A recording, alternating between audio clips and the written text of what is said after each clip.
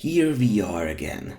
I see almost 2 hours of dragging Rings of Power through the mud wasn't enough for you either. Or maybe you are here for the occasional compliments the show has earned, wondering how many times a broken clock could be right over those 8 episodes. Well, I hope this brief little follow-up will be enough for you. I like to be thorough, and there are still many gripes gnawing at the back of my mind that I would like to share. We missed quite a few rather notable events in part 1, so there's quite a bit of material left that needs a good old-fashioned beating. Rest assured though, I will have some positives and neutral points mixed in as well. Objectivity is key after all. Now, I'm going to assume that anyone watching part 2 has already seen part 1, so I will only repeat what bears repeating.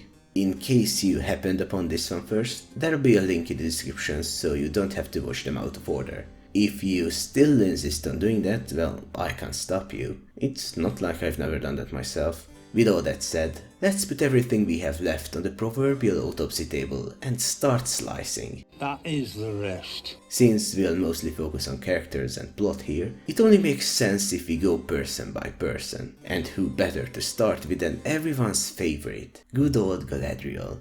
Who is this mortal who speaks to me as if he has the slightest idea who I am? Not to be confused by the other Galadriel, who is a completely different person. Which of course is not a problem, this is a standalone story after all, thank fuck. So who is this Galadriel?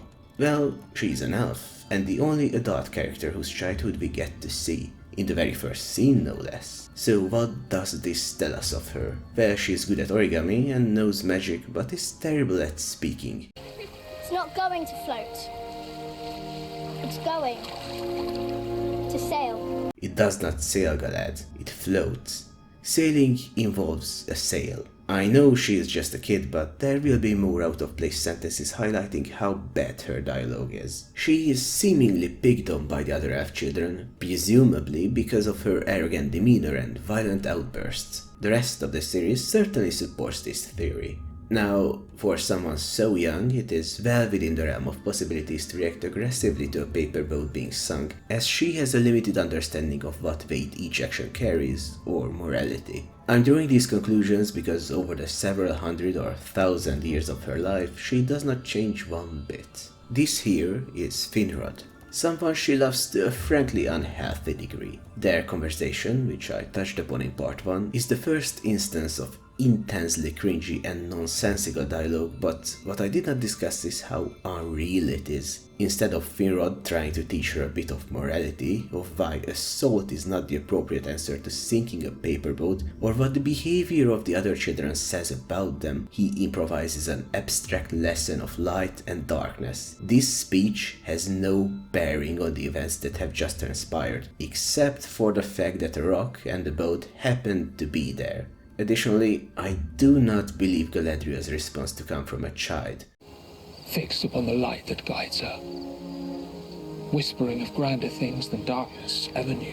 But sometimes the lights shine just as brightly reflected in the water as they do in the sky. It's hard to say which way is up and which way is down. How am I to know which lights to follow? Not one that acts so immature otherwise. It's a huge deviation to almost completely unrelated to the subject, practically talking past each other, rushing out what has to be said for future scenes rather than having a conversation, which is a serious, recurring problem in the show. But I digress. There'll be plenty more examples as we move on. It is a tradition among elves. Before the battle begins, plant one. New life. In defiance of death. Yeah, like this one. Now, Finrod here says he won't always be here. But you must learn to discern them for yourself. I won't always be here to speak them to you. Which is an odd thing to say for an immortal elf in paradise, but I guess he knows of the future war, the war which drives Galad into extreme obsession. Her brother dies and receives a mark from Sauron. And marked his flesh with a symbol, one whose meaning even our wisest could not discern. Ah, yes, the mark. Another piece of genius writing. This thing is a map of the Southlands that orcs are meant to follow in the case Morgoth is defeated. Oh boy, look at the clock. It's already Here's the issue with this symbol. If you don't already know what it depicts, or have a map around and take a wild guess, it's not going to work. It does not even show where the Southlands are, just that you should go there. Well, not even that, it's just an abstract picture of it, and it's not even clear which way is up. You would have to tell the orcs what this means ahead of time, which makes the sign completely pointless. I assume the evil side had various orcs in high position. Let them be the only ones that know the plan if you are afraid of the information getting out. With this sign, your enemies have the same chance to figure out the meaning as your allies. Also, don't brand the dead of your enemies, you morons. Which orc is going to look for signs of where to go on the dead of the enemy? Not even talking about how flesh rots and that bodies are prone to be collected for funerary purposes. Which happened here, you brainlets. You have just given them the, and I use this term in the loosest sense possible, map, and presented it in such a way that they will know it is important and might look into it. They are immortal. They have quite a bit of time on their hands to decipher it by putting it next to a map and rotating it a few times. Not that they do that. One whose meaning even our wisest could not discern. Wait a moment. I must be blind. We've already established they have suffered from a severe case of small brain. Despite all of these problems, the sign of course works just as intended. A story can only ever be as smart as its writers. Back to Galad. She really takes the death of her brother personally, so much so that from this point onwards, her only interest will be finding, killing and torturing orcs, with her ultimate goal of doing that to Sauron. It is honestly incredible. She is extremely confrontational and hostile to everyone until they either give her information about orcs or aid her in her crusade against them. Just watch how she turns. Important elf business, no doubt. What have elves ever done to you? Do you blame us for your being stranded here? The way I see it, it wasn't elves that chased me from my homeland. It was orcs.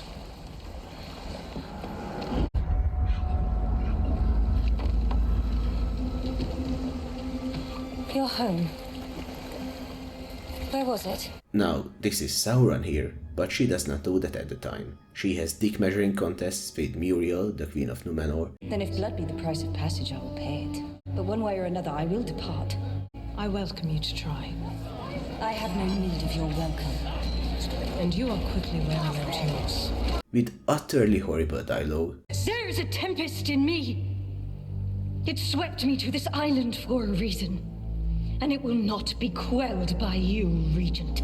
For as long as she does not give her ships and an army to fight orcs, once she has what she wants, she does not threaten to kill or insult her. This singular purpose, this thirst for vengeance is so strong, she not only refuses to go home to literal paradise, she also causes untold damage to the world, but we'll get to that in a bit. Now, you might be thinking that such a burning fury lasting for hundreds of years, as hot as ever, even after they seem to have completely wiped orcs from Middle-earth, is a bit odd.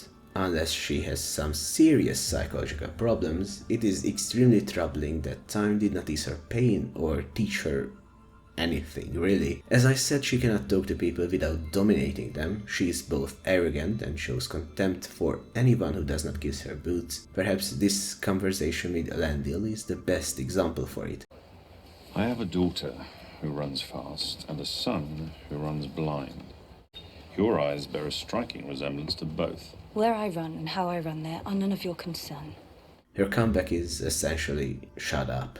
I cannot believe that a person with thousands of years of experience would act like this, even with her friends and allies. Everyone. How did she never learn the concept of basic fucking respect? She is unhinged and thus not exactly relatable. She drives her soldiers to the very edge with no regard for their well-being or lives. Amanda! Wait! No! We keep moving! Stop!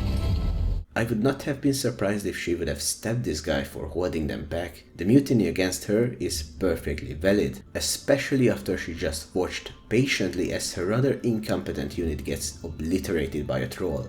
Speaking of the troll, she is not even a good fighter. The world just bends so that she can dominate her foes. Like, seriously, it is bad enough a dagger can hold her and her armor on an ice wall, but how was she catapulted by a sword blade? Elves cannot be weightless. They interact with the world around them as if they had weight. They also needed to actually be able to stand their ground in a fight. Additionally, she is wearing plate armor, which alone would be too heavy to throw off of a flexible blade. And to what end was this scene included? To swipe awkwardly at the troll's top half? It just stands around so she can kill it without breaking a sweat. This is the antithesis of making someone look competent. The cringe actually hurts here. While we are on this topic, let me just quickly say my piece about the troll. These tasks make no sense for defense, offense, or dueling. They are at best a show of dominance used in mating rituals, but what the fuck does a single troll eat here, let alone multiple? There's snow, ice, and derelict buildings. How did it even get up here if this is the only way? Well, it can't be, as the buildings were somehow put here, so that also means Galad intentionally took the 90 degrees ice wall instead of the easy route, where the building materials were transported to the top, which brings us back to her obsession with looking badass. I'm also really glad she does not give a shit about her dead and injured man. Every moment characterizes a person, what they do or don't do. She absolutely has no remorse for anyone other than her brother, and maybe her husband.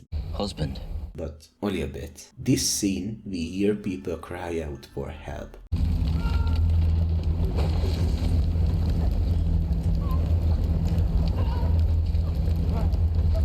There's even a baby. But she is just walking forward. She waits until she finds a gullible and able-bodied boy, who I think she assumes would fawn over her. She does not help him look for his mom. No, they just fuck off without helping anyone that might need it. What a piece of shit she is. I'm being completely serious here. This is inexcusable, especially with the lack of acknowledgement or remorse on her part. I know this is yet another consequence of incompetent writing, but as it stands, she is in universe a horrible, evil person. Not that the show will ever realize that. Either way, after her unit mutinies, they go back to the capital of the elves, where the war is declared over, as we've discussed. Now it is secretly a ploy to get her as far away as possible, which I can get behind, but she does not know why it's really happening. From her perspective, even after her failure, she is awarded with a golden wreath and sent to paradise with honor. She hates it, because it is not what she wants. Again, as long as she does not get exactly that, regardless of what she is actually given, Galad is insufferable. She thinks she is right even after everyone tells her otherwise. If you are wrong, I'm not If wrong. you are wrong, will you lead more elves to die in far-off lands? To convince yourself you have done enough, how many more statues would you add to this path? Also, another piece of brilliant dialogue here. The evil is gone. Then why is it not gone from in here? Seething with anger, she ultimately agrees to go, but of course we are on a boat, with light above and darkness below. It's like poetry. Kind of rhymes. She jumps down right about here, then decides to just swim back. She does not have to swim too far though, as Galad gets picked up by a raft with Sauron on it. Imagine the odds. Then she gets hit by lightning, survives being unconscious in the water, because you stop breathing when you are knocked out, obviously, and is saved by Sauron. Then gets picked up by another ship. Imagine the fucking odds. Not one, but two floating objects to save her life on this vast, vast ocean. An ocean with creatures like this. I guess luck is a common trait with elves. Right after, on the boat, we get another good example of her pure idiocy. Saviors or captives? It's not poison, if that's your concern. She gets saved, given clothes and a bed, then a warm meal. She thinks the fucking food is poisoned. What is wrong with you? In what world would someone save you only to kill you moments later with poison? Please, stop existing. But unfortunately, she does not. At least we get another brilliant and substantive conversation. What vessel is this? I'm obliged to deliver you safely to my betters. They will answer your questions, not I. To what port do we sail? See for yourself. We're nearly there. Nearly where? Home.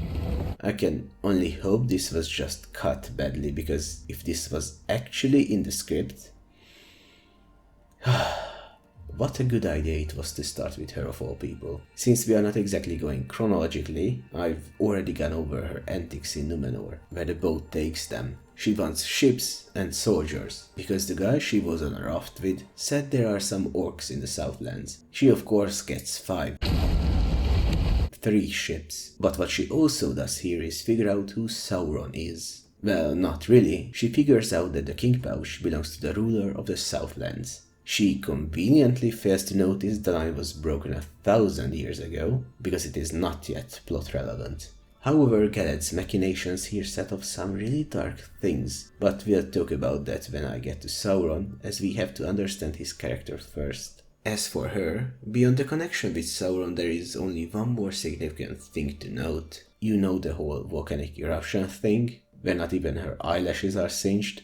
Well, right afterwards, she pretends to have changed for a bit. Following the kidnapping of the boy for moral support, she starts babbling about things that do not line up with who she was shown to be. This is the episode she says the infamous line about guesswork and hollow minds. What cannot be known hollows the mind. Fill it not with guesswork. But there's also this gem. When I was your age, there was no such thing as orcs. How many have you killed? Many. Good. I would not use such words. It darkens the heart. To call dark deeds good. What? So killing orcs is a dark deed? By the way, you used dark 2 times in a single sentence. Was this not proofread? Does Galed think of herself as some anti-hero? Bullshit, she enjoys killing orcs. She had a hard-on when proposing the idea of torture by putting them in sunlight in the previous episode.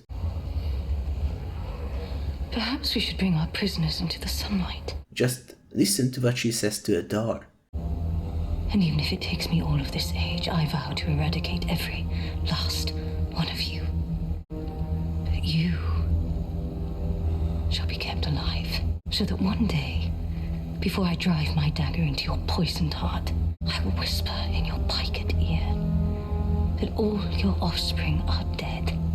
She is a horrible person and has always been arrogant, showing no sign of remorse at anything she does. Except for this episode.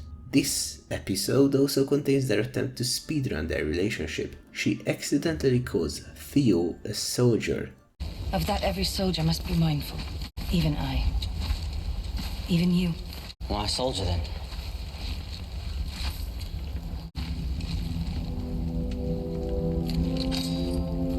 Perhaps we can make one of you yet. And gives him the sword not to break his enthusiasm. Odd that she is so thoughtful, but this is the exception episode. I am content with calling this an okay moment, in isolation. Just to further drive the point home, the writers trying to establish a connection between Blinker and Galed in the blink of an eye, here's their next scene. Have you ever lost someone close? My brother, Finrod, and my husband. She mentions her husband for the first time. Husband? Shut up, you have no right to be surprised, you know nothing about her. But yes, her husband, Celeborn, is MIA. She cares a bit, I guess. Not as much as for Finrod, of course, not even close. There's also this. There are powers beyond darkness that work in this world. Perhaps on days such as this, we've little choice but to trust to their designs and surrender our own.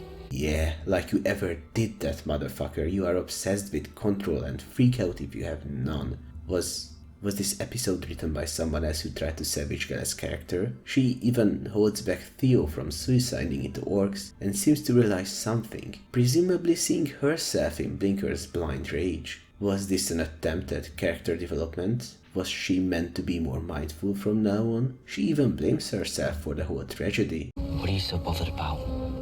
It isn't your fault. Yes, it is.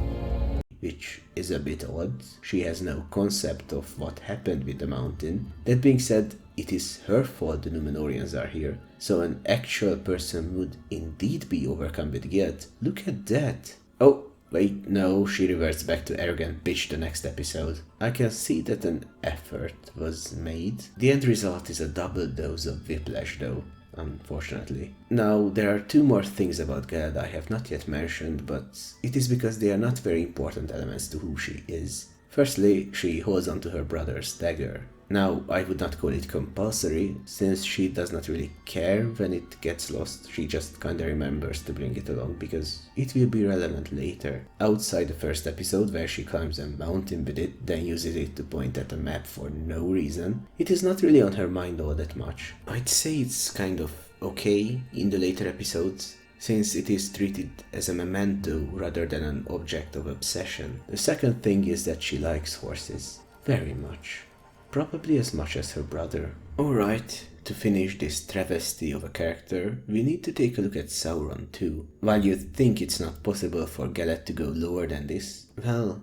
You have not seen what I have seen. Still not the worst character in the show, as surprising as that may sound. Neither is Sauron. He even has some redeemable qualities. According to him, but also reinforced by his actions, when Morgoth, the main bad guy, was defeated, he regained his free will. When Morgoth was defeated, it was as if a great clenched fist had released its grasp from my neck. Overwhelmed by the harm he caused, he sought to find a way to mend the world. And I knew, if ever I was to be forgiven, that I had to heal everything that I had helped ruin. To that end, he sacrificed many orcs, who were just corrupted assholes intent on killing and torture anyway, so good riddance, I say.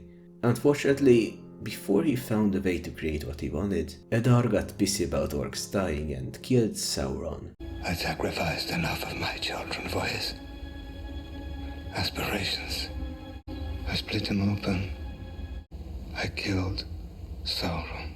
Or at least did something to him which resulted in the guy ending up on a raft, covered in rags, with nothing to his name beyond a king pouch. By the way, I never thought about the sea worm. Looks like a big sturgeon with a mammalian tail instead of a fish one.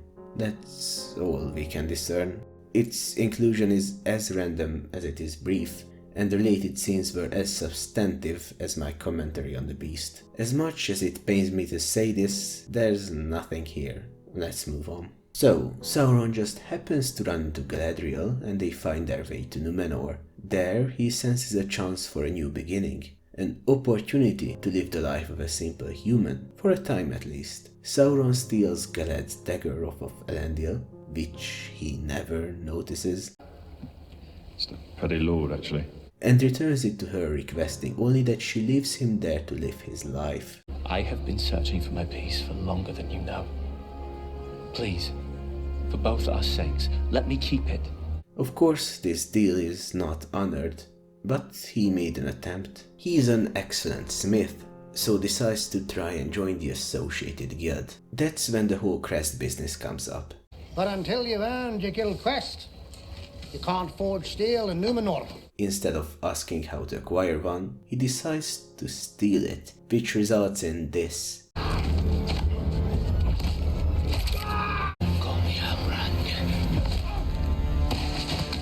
Yeah, one might say he still has evil in him, but I say he is just stupid, utterly brain dead.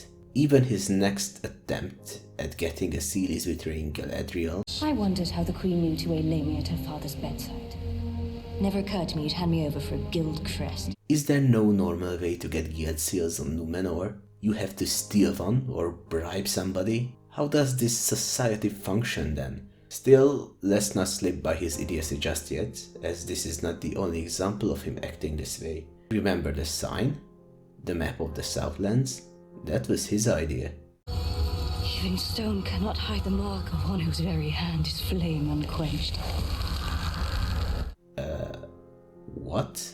What does that mean? I mean, really? Did he put that there by accident? Was this only said because the writers thought it sounds Tolkienian? Either way, this betrayal scene is another interesting one. Sauron is not as retarded as Galadriel and knows how to deal with people, gives basic respect, and tries to mediate conflicts. He has some basic observation skills to help him. When Galad does her whole Tempest cringe, he He notes that Muriel only got upset at the mention of her father. During which you managed to demand a ship, insult her people, defy her orders, none of which quickened her pulse. Now, all of a sudden she throws you in a cell. I demanded to speak with her father. This, for some reason, prompts Galette to visit the dead. Now, I assume she thinks the poor sod still has authority over the island, which is the reason she seeks him out. But Sauron's lines do not make any sense here, not from a motivational standpoint. You do well to identify what it is that your opponent most fears. And exploit it. No. Give them a means of mastering it, so that you can master them. Why would this be the revelation that makes her consider talking to the king, and not the fact that Muriel is only a regent, not a fully fledged queen? Well, whatever the case, she decides to do just that.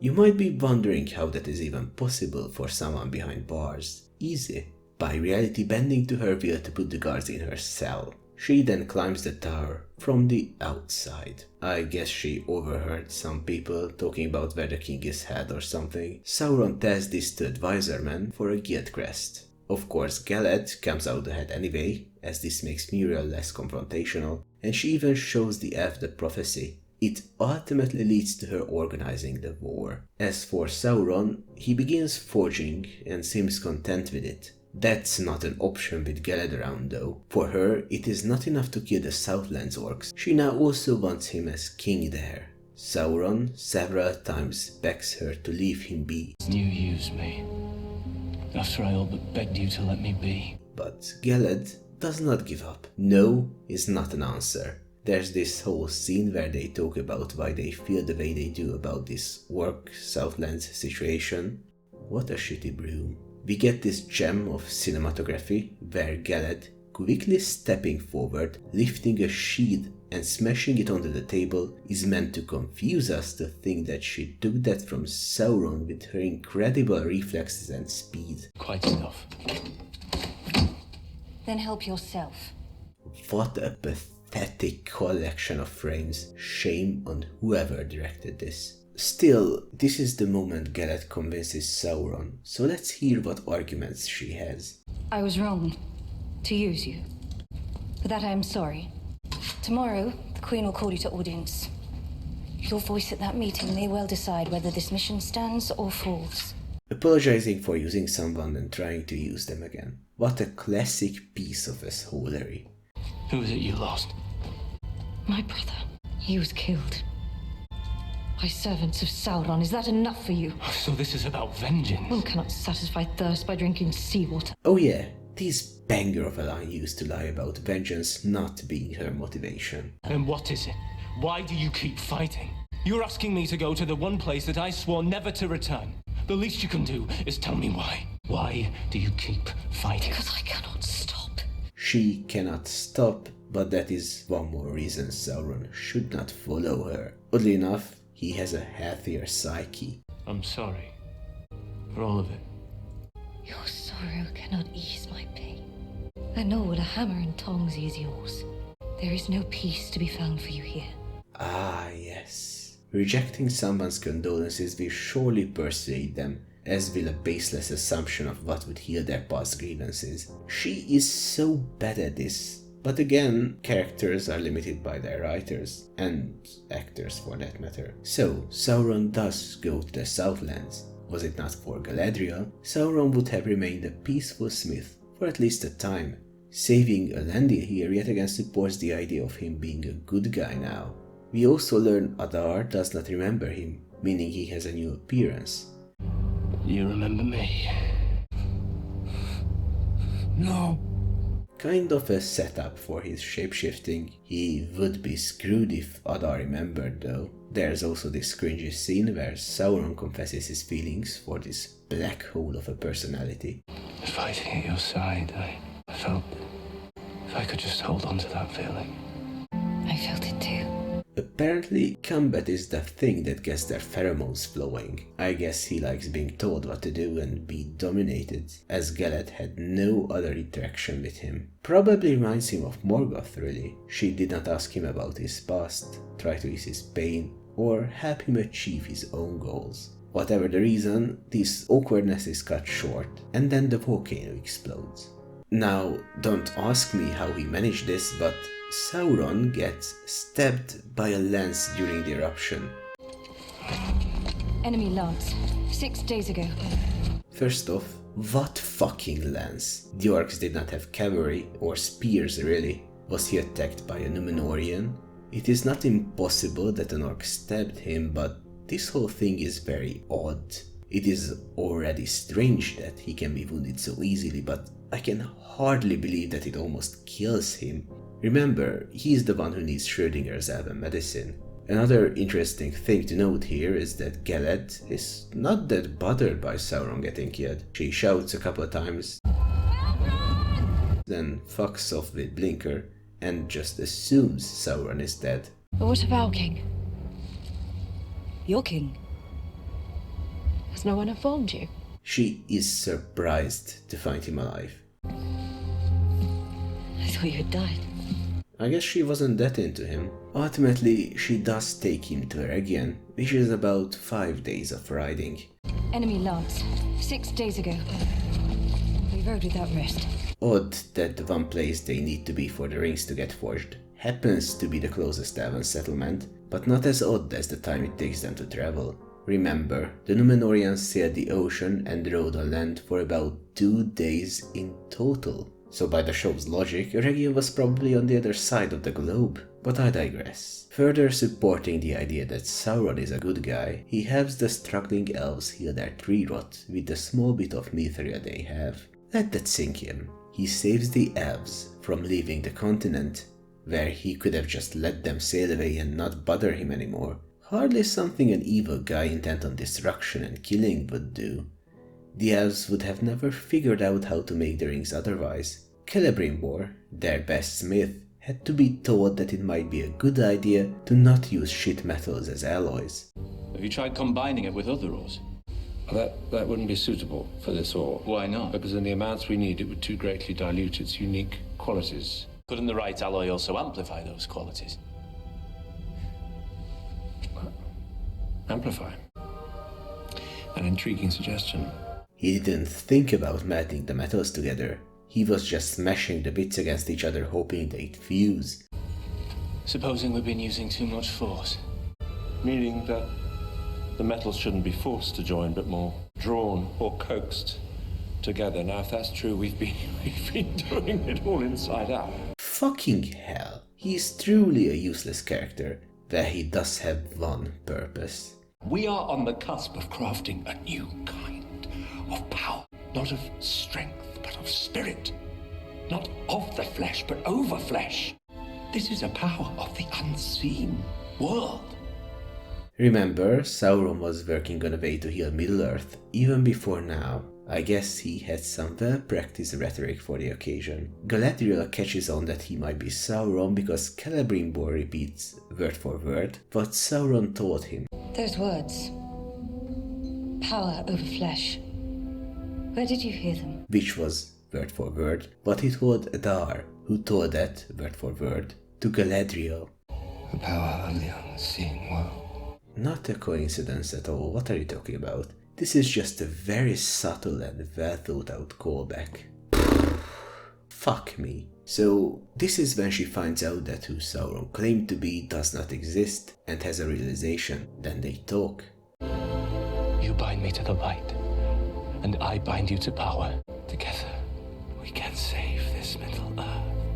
Sauron literally tells her how he wants to be good, and that he wants her to be by his side so that he never falls to darkness again. Not a great plan, as she has no concept of good or bad, but still, she had the chance to ensure Sauron stays decent and potentially redeems himself. Unfortunately, there was a question. Save or rule? I see no difference. He says he does not see a difference, and while a bad faith interpretation can take this as a proof of evil, he is right that it is easier to help from a position of power. Still, Galad is too stupid and bloodthirsty to engage in any form of meaningful conversation, so she goes, stab. Let's recap. She was saved by Sauron once, then again when lightning hit her, Then he tried to help her ease things over in Numenor, got her dagger back, and provided advice and intel, assisting in her attempts to go to war against the orcs. He betrayed her for a guild crest, but she ultimately benefits from that too and forgives him. Sauron gives up on his dream of a peaceful future and goes to war on her side, helping where he can. He also confesses his love, a feeling she seemingly shares. After the whole enemy lens fiasco, he helps her people out, finding a way for elves to remain on the continent and asks nothing in return. In that little heart-to-heart, he confesses that he felt immense guilt for what Morgoth made him do, and that he dedicated potentially centuries to find a way to make things right. A way that now benefits none other than her race. Sauron tells her he wants to do good, and all of his actions, save for the Guildcrest bits, support this idea. She's even offered a chance to influence him, to steer him towards the light. So she goes stab. Let it go, knife is.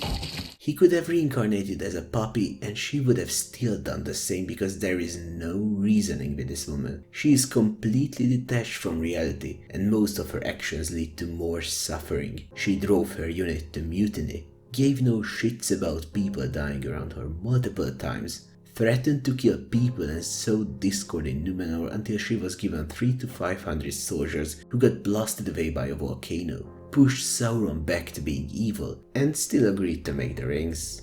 Great job. Back to this scene. Thanks to her powers of not needing air while unconscious, she survives this and then almost murders Elrond. She asks him something Sauron could also know since he read her mind.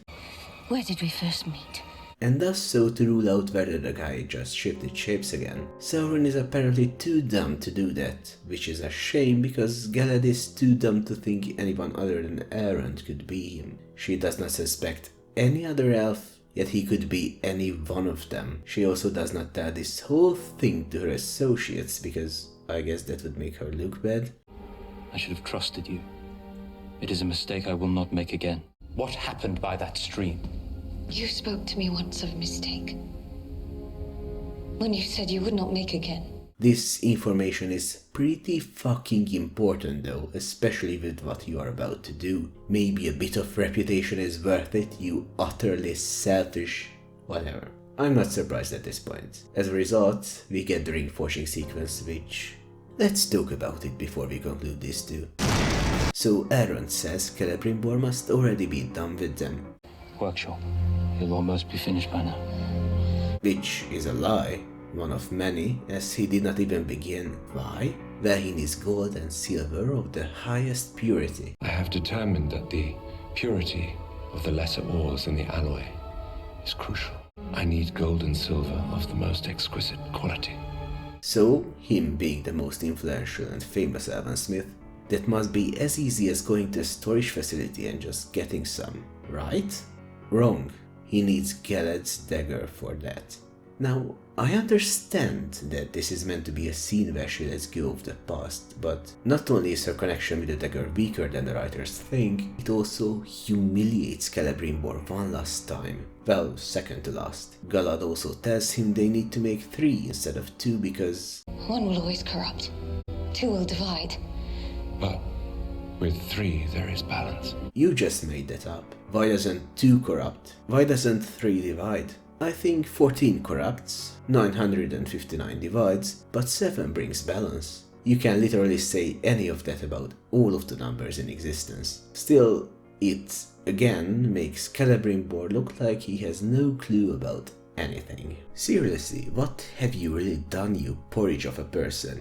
You planned a tower, but needed help from someone who could get the workers to build it for you. Then you collaborated with the king in his conspiracy with a blatantly obvious attempt at manipulation. For numerous episodes, you were thinking about how one piece of mithril could be used to save elves, until someone else had to show you what to do. Even when running out of time, someone else had to ask for another chance instead of you. While you were spouting of bullshit someone else told you, word for word, and even claimed it was your idea. Then you did not have the materials, and did not even think about how many you should make of these artifacts. Utterly useless. A character with no agency in an impossibly high position for his intellect and skill. There. That's my Celebrimbor evaluation speed at 90%. barely a character, more like a bystander. At least he makes funny faces. So, they chuck the whole thing in there. I guess the blade was not steel. Brilliant. Then they create 3 rings of the same mix, but somehow each with a different hue of metal. I guess the centrifugal force and this little thing were enough to flawlessly separate the 3 types of alloys. In the meantime, Aaron notices that the scroll that proves Sauron is not who he is still intact in the water. Imagine the odds.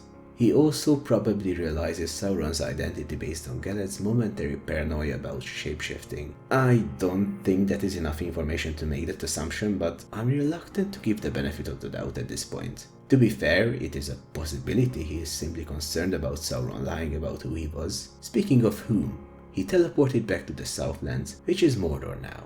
He fully committed to evil for Galad rejecting him. Great. Either way, the rings are made. What do?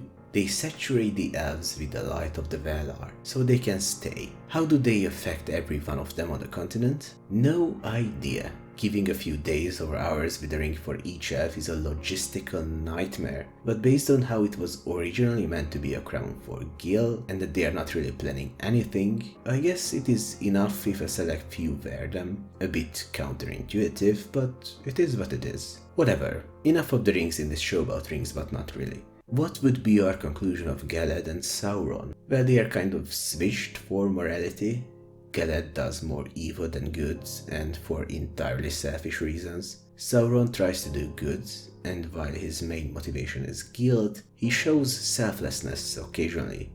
Their relationship is also hard to buy, as they hardly ever talk about anything of substance beyond their immediate goals or the war against orcs. There are a couple instances where they vaguely share their trauma, but both are prone to use the other to their own ends. All in all, not impossible that they have something going on beyond the basic physical attraction between two people, but it is fragile and unhealthy at best. Sauron's flip at the end is also somewhat of a character assassination. Was Galad rejecting him enough to give up on his plans to repent? Was it not Morgoth's influence that made him commit evil? Why does he return to the orcs of all people with Adar leading them? He's not welcome there. Quite the opposite. Why is he still wearing that face? He could have just as easily shifted to be a different person and try smithing somewhere else, or attempt to make things right again. This complete 180 is the last thing I would have predicted based on his prior actions, but the exact thing I expected due to what happens in the Third Age. Man, writing like this must be piss easy. You don't need to keep track of anything you've already done. Just think of what shots would look cool on the surface. So we kind of covered 3 people already, and since Caleb snuck in there like the ineffectual amoeba he is, it only makes sense to continue with more of the elves. Gil had his time in the spotlight in the previous part, starring as the luckiest moron alive. We only have one significant player left in this storyline, Elrond. Now, Elrond is an interesting beast. He is a manipulative weasel who is willing to sacrifice anyone to achieve his goals, but is not completely heartless, or smart, or consistent. Alright, let's see what he's up to this season to substantiate these vague claims. Our very first scene with him takes place in a grove, where he's writing Gil's upcoming speech. We know the old king is not exactly a wordsmith based on a later scene, and Elrond proves to be someone who almost always knows exactly what to say. Influence and political power also seem to be things he values, so him taking the chance to obtain more of both is in character here. This is the time we also learn he is only half elven. The council regrets to inform you, you won't be permitted to attend the next session. Elf lords only. The other half is more than likely human, but the species of that fraction is really of no significance. There is one time we are led to believe he suffers some level of discrimination in Lindon, in this very scene. However, judging by how he is quite familiar with the king, he is granted positions of power and receives quite a few favors from his superior over the course of the 8 episodes, as well as the fact that this meeting was very likely organized to discuss Gil's plan about manipulating Elrond, well, I think we can easily let go of the idea of his blood being a disadvantage. On the contrary, he uses his half-elven nature as a tool to manipulate the dwarves who are not exactly fond of the race. Tell me, why should we trust any elf? You should not, but you can trust me, for I am no common elf. but Elrond half-elven, and I see in elves that which they cannot see in themselves. Here in the Grove, we also learn that he is good friends with Galad, for some reason. They are probably on good terms because they got to know each other before Galad lost her brother and her marbles in one fell swoop. Even in the conversations they have, beyond the surface level pleasantries and awkward exposition vomit, she is confrontational and angry with him. I want to hear about you. Why, Elrond, you really have become a politician. You make it sound so grim. I'm not so courteous to be placated by idle flattery. Like talking to a lesser rather than an equal. By the way, that exposition vomit. They meet and Aaron just shits out stuff about a nearby painting rather than immediately asking about what she's been through. I hear it said that when you cross over you hear a song, one whose memory we all carry, and you are immersed in a light more intoxicating than any sensation in all of Middle-earth. Stuff they should already know or have heard over the past couple of centuries they spent there as, you know... When I was a child, it was the only feeling I knew. Stop! Stop! Stop! You're breaking it! Stop! Get off me! It was the only feeling I knew. Either way, this can be read as his attempt to plant a thought in Galad. A thought that returning to Valinor ain't all that bad. Something she would be opposed to, but he personally advocated for. Getting rid of the clunk of how it begins, this could be a good bit of subtle characterization. Then she is a bitch to him and demands to speak with the king. You know you have a giant turd on your hand when you cannot even properly talk about other characters without shitting on her. But I digress. He has good reasons to send her away. She is destroying herself and those under her command, while also making him, her friend, look bad. While Aaron was in support of sending her away for good, and was possibly the reason she knelt for the Golden Wreath instead of going on a murder spree, we do later learn it was not his idea. Something I've already talked about, the whole Mithria spying farce. Elrond receives the task of supporting Caleb in his endeavors with a hidden motive to establish a connection with the dwarves. Now, whichever way we look at it, this is a prestigious position. Caleb, for whatever contrived reason, is a world-famous smith. Elrond enthusiastically complies and performs his duties as best he can, using his one asset that might get them the workforce they need. His old associate, Durin. Either because he really did not care about the dwarf and just forgot about his existence, or because he was too busy weaving his way through court intrigue, Elrond failed to visit Durin for the past 20 years. You missed my wedding! The birth of my children, 2 of them! 20 years may be the blink of an eye to an elf. But I've lived an entire life in that time.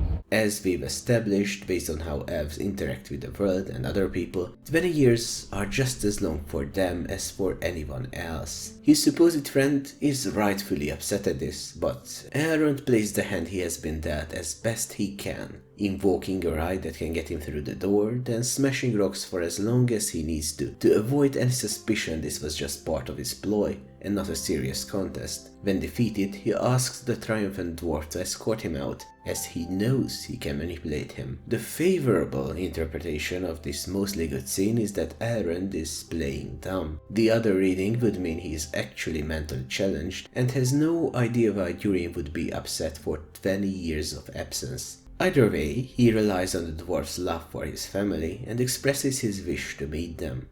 And I would like very much to apologize to your family as well. It all goes according to plan. Durin's wife, Disa, is a gracious host who helps mediate the conflict. Talking about their kids, their marriage, and dwarven culture, he manages to lull his friend into a false sense of genuine regret. Now, Elrond only does this because he's here to further his goals. He has to broker the deal to make the most of the situation. He mentioned the real reason why he was there on the elevator ride. A misstep or a cold and calculated move? Whatever the case, when Durin brings this up again, he plays his ace and asks about Durin's tree. I see you planted the sapling. A tree that was grown from the sapling he gifted to him. Elrond dips his tongue deep into Durin's asshole one last time. Some called him a fool for believing it would grow in such darkness. Where there is love, it is never truly dark. How could it not grow in a home like yours. Then pretends to leave. Having manipulated both Durin and Disa, he has earned himself the ear of the Dwarven King and rejuvenated a connection that might help him even more in the future. It is difficult not to see Aaron as a shrewd and calculating man, and this snippet of the storyline is a significant reason for it. Naturally, this is not the only example. When spying after Durin, he interrogates Disa. After she manages to offer a rebuttal to every hole he could poke into her cover story, Elrond pretends to leave, allowing a sense of security to set in. Disa is naive or stupid enough to talk to her husband out in the open right after, not only about her lies, but also about the location of the secret mine. The old mine below the Mirror. When investigating said mine, Elrond pretends not to care about the whole secret operation. He claims he's only there because he fears for their friendship, which can be damaged by keeping information from one another. I care nothing for whatever is in that chamber. I do care for you, for this friendship, and secrets do not become it. This is abject bullshit, as he was prompted to even look into these by Caleb, not by the state of their friendship. If he truly did not care about what Durin was hiding, he would have talked directly with him instead of spying and demanding to know everything about what he is doing. He also showed quite a bit of interest in the new material, as if pondering how this might benefit him. Now, while he comes off as a master manipulator based on these interactions, I believe that was purely accidental or a remnant of a previous script. Why? Well, there are other scenes that portray Aaron in a way that is incompatible with the scheming image I've detailed so far. First off, he is beyond incompetent during one of his most important assignments, brokering a deal for Mithril. He shows up alone and slams his dick on the table, claiming the elves will give the dwarves a variety of valuable resources for the next 500 years. Take it or leave it. There is no haggling, no subtle threats of war, attempts at manipulation, or riling up the other dwarven lords to sway the king. No. Without the Mithril, their entire race has to uproot themselves from Middle-earth, a place they've spent the last couple of centuries at, or wither away and die. This is possibly the most important deal in the history of elves since they stepped onto the continent, maybe ever. So he offers a single deal, and when refused, off-screen, I might add, he just scurries home, tail between his legs. Well, he would if Durin did not offer to try mining in secret again, which is another interesting scene. Disa tries to convince Durin to set up another concealed operation that might prove mining Mithril is safe. If we reopened the mine ourselves, prove to them there's a safe way to gather Mithril, perhaps they'd make him listen. But he shoots down the idea, alluding to the example this would show their kids. What kind of father would I be if I teach our children the will of a king should be counted as dross to be cast to the wind? Okay, so what is it that finally changes his mind? Is it a plea or ploy from Elrond? No, it's him tossing the Mithril piece he gave to Elrond, which accidentally ends up next to a goopy leaf from the elven tree. The Mithril works its magic and the goop disappears. Now, very astute observers might have already realized that this is information the dwarves already know. Elrond came with a rather straightforward proposition, and he talked with Durin about this prior to the audience with the king. Still, this somehow convinces Durin to walk back on his ideal about raising law-abiding children and calls back the elf for round 2 of secret mining. So, did you think Elrond was lying about it? Did you think he was not really sure? What the fuck crossed your mind here? We'll get to Durin soon. Another piece of evidence disproving Elrond's capabilities to negotiate is this one. Grant me 3 months. I am owed that much. You are owed nothing. Then do it not out of recompense. Do it because I asked you. Yeah. Do it because I ask you is not exactly the rhetoric of a silver-tongued diplomat. To be fair, he did repeat Gil's own line about hope back to him, but this is not something to take lightly here. If Gil's fears are well-founded, they might be risking a lot of elven lives by staying longer with their souls rotting. Kind of odd he flipped so easily. Not that the good old king is a perfectly consistent character. On the topic of inconsistent characters, while Elrond is a horrible, exploitative friend for the most time, he does have kind of a heartfelt moment. When the dwarven prince has an argument with his father, he gives actually good advice. But then, one night it struck me that I would be only too happy to hear any judgment. so long as it granted me the opportunity to have but one more conversation with my father. Do not waste what time you have left with yours. Now, it is rolled up into the weird reality that his dad is dragging the sun across the sky, for which I'd refer back to the last point I made about the nature of Tolkien lore in part 1, but the message is clear and touching. This bit of interaction is the one that gives us the best scene of the show, so linked with that, even the clunkiness does not overshadow the good stuff. If Master Manipulator Aaron was a possibility, I'd say he gave this speech so that Durin will still be in the good graces of the king, thus being a more valuable connection to have. But that's still up in the air. So, with everything I said, you might be wondering why I declared Aaron to also be rather challenged in the mental department. Well, it is primarily because of his inability to understand what an omission is. When Gil keeps pressing him about the mithril, and whether or not his insane guess was correct, Aaron confirms it multiple times without direct admission. Here's a little compilation. A power as pure and light, as good, as strong and unyielding as evil. Durin was right. Then you admit the dwarves did find it. I admit only this. I promised Durin never to reveal his people's secrets. Did the dwarves find the ore or not? I swore an oath to Durin. I am sorry that the High King deceived me, or that now our people are doomed unless I break an oath.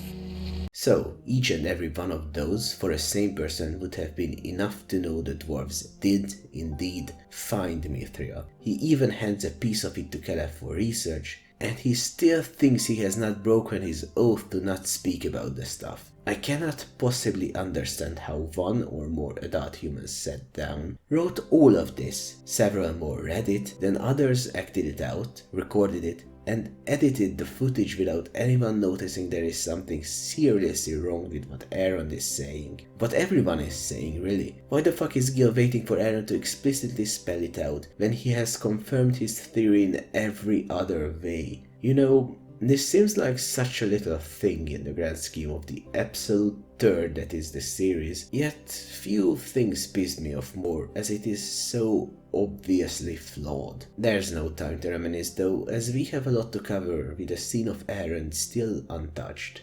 So, here they are with Galad. How is it you are here? How is it you are here? Never mind the fact that there is no reason Aaron should not be here, you confrontational bitch. This puts things in a hell of a perspective. Gil's plan to send her away in an attempt to get rid of the corruption was not realized. She is still here, very possibly spreading the soul mold they are so desperately trying to get rid of. Instead of apologizing because she was right and there are orcs, something the king suspected all along, he should be running to get a message to Gil and either chain her to a fucking boat or just lob off her head, as time is of the essence. Not that boat rides are not instant in this universe, but still. And yet, here we are. You should not be standing here at all. Aaron vying never to question her. I should have trusted you. It is a mistake I will not make again. Not even considering the implications. Still, Aaron is a sly bastard, and while Khaled is not looking, he does question her. You know, the vet scroll bit after the whole she goes stab fiasco. Also, they give zero fucks about the desolate wasteland popping out of the woodworks next door, but I've already criticized that. Alright, just as a quick recap, Aaron is not too far off from an interesting and layered character, with some tweaks emphasizing his political maneuvering and calculated nature, his tendency to use people and look out only for himself. He could be alright. Ironing out the inconsistencies and moments of retardation would also go a long way. He would not be sympathetic to most, and I'd not call him morally just, but Aaron could be an enjoyable character, bordering on objectively good.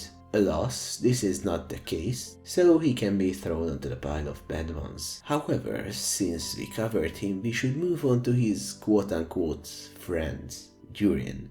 Now, like most of the dwarven stuff, there is something to him. Based on his interactions with Aaron, we know he is naive, he is quick to anger, but he wants to be accepted and loved. He is willing to assume the best of Erend if given the reason, even if reality is clearly the opposite. After numerous betrayals, he believes the elf, sharing his secrets with him, listening to his advice, and even forgiving for breaking oaths. When confronting Erend about spying on him, he believes the elf did this for his sake, and even gives him a piece of Mithril as a token of friendship. Now, let's be real, this is a stupid decision of cosmic proportions. Not only did he give him proof with which this operation can be unveiled, and can thus be used as blackmail, it is also material evidence of what the dwarves are trying to hide from the other races. Durin's reputation and standing with his father can be decimated with it. Still, he believes Erend would never do something like this,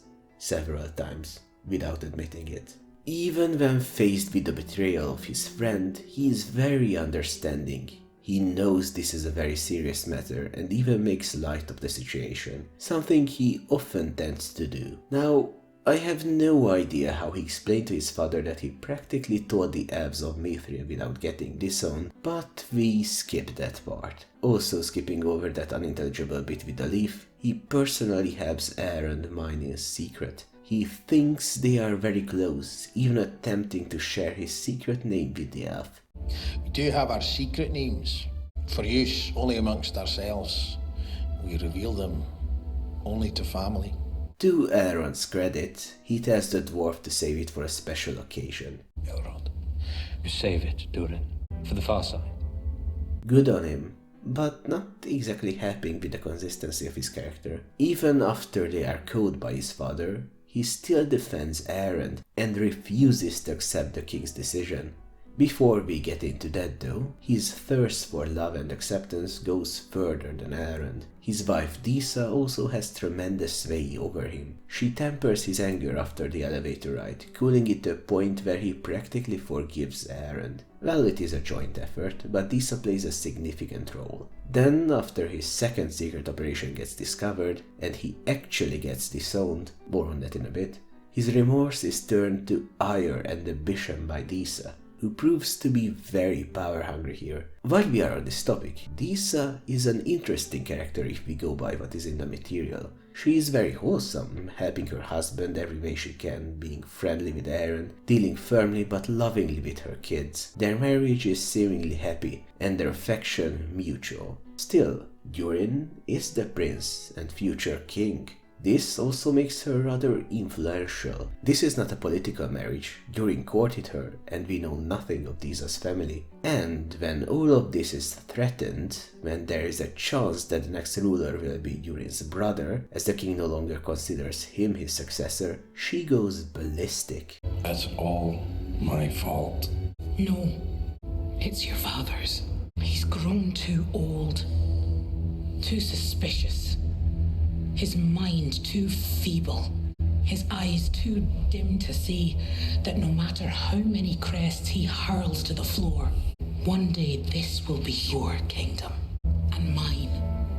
And together we will rule this mountain and all others before our time is done.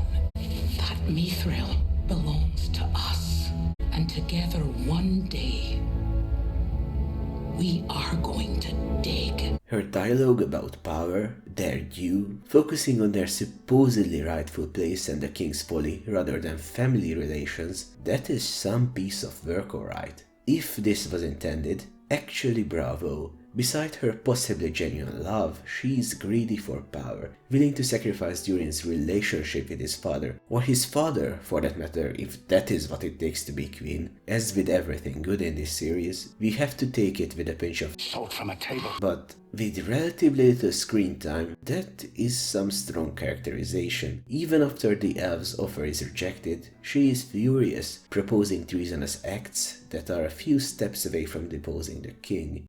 Perhaps we could force your father's hand. Again, this might be completely ruined by the next season, but as it stands, Disa is an intriguing, multi-dimensional, and actually consistent character. Well, her consistency lies in the fact that the dwarf showing her true intentions was her last scene, and they did not have the time to walk it back. Alright, enough of the asterisks I keep throwing at this. Let's return to Durin. He wants the king to be proud of him. The mightiest thing a dwarf can do is to be worthy of the name of his father.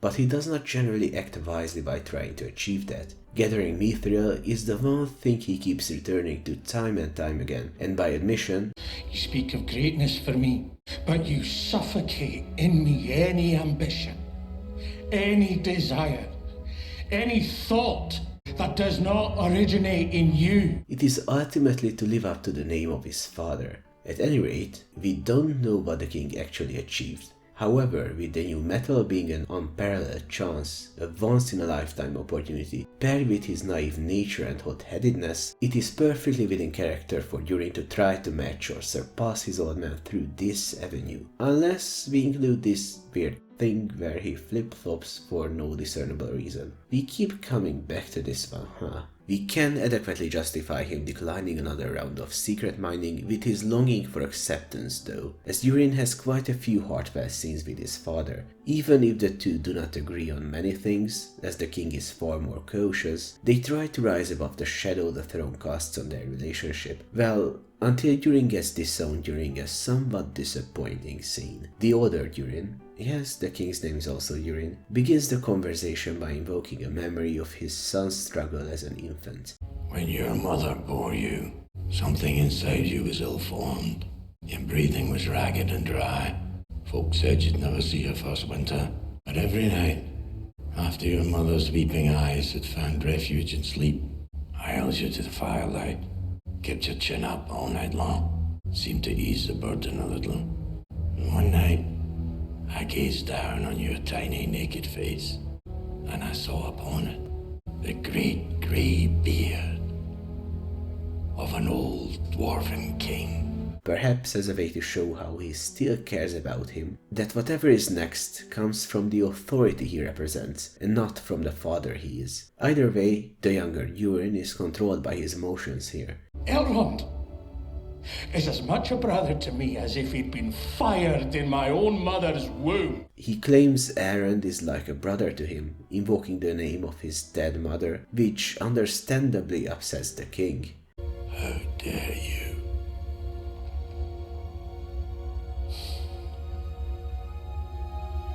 How dare you?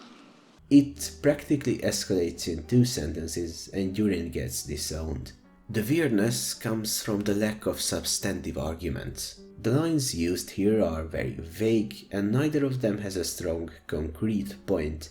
Invoke your mother's memory to defend your decision to betray your own kind! No! It's you that's betrayed our kind! It is as if the writers were unsure as to how the whole plotline will develop, and they made an ending scene that cannot reference past events as it may lead to contradictions and incorrect information. Not that that has ever stopped them before. Either way, what is also worth noting about Durin is that he is capable of being relatively crafty. Gil is not exactly the sharpest tool in the shed, but he invents a lie about the material their dining table is made of.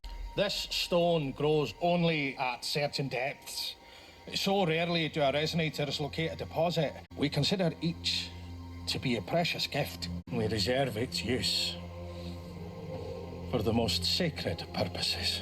Both as a means to avert the prying of the ever ruler and to get a new table for themselves. A rather surprising act, as in literally every other scene he is rather blunt, driven by his emotions, and, as I've stated numerous times, naive. Still, there is not enough material here to make this an out-of-character scene, as it is still in line with his more playful side, a side we regularly see, even paired with his desire to achieve great feats. Overall, I like Durin, due not in small part to the actor's performance. However, he is not a particularly deep character and shares the show's trademark inconsistencies and nonsense as well. From an objective viewpoint, I think he is about neutral. The good balances out the bad, especially since he does feature prominently in multiple of the couple good scenes the show has. He rises above the loathsome, bubbling ooze of the series as a shining beacon of mediocrity.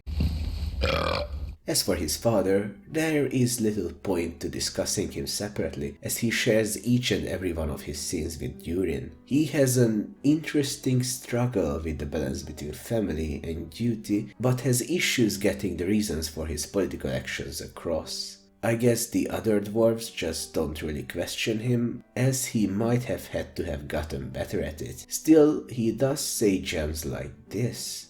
Forever am I with you, my son. Even in anger.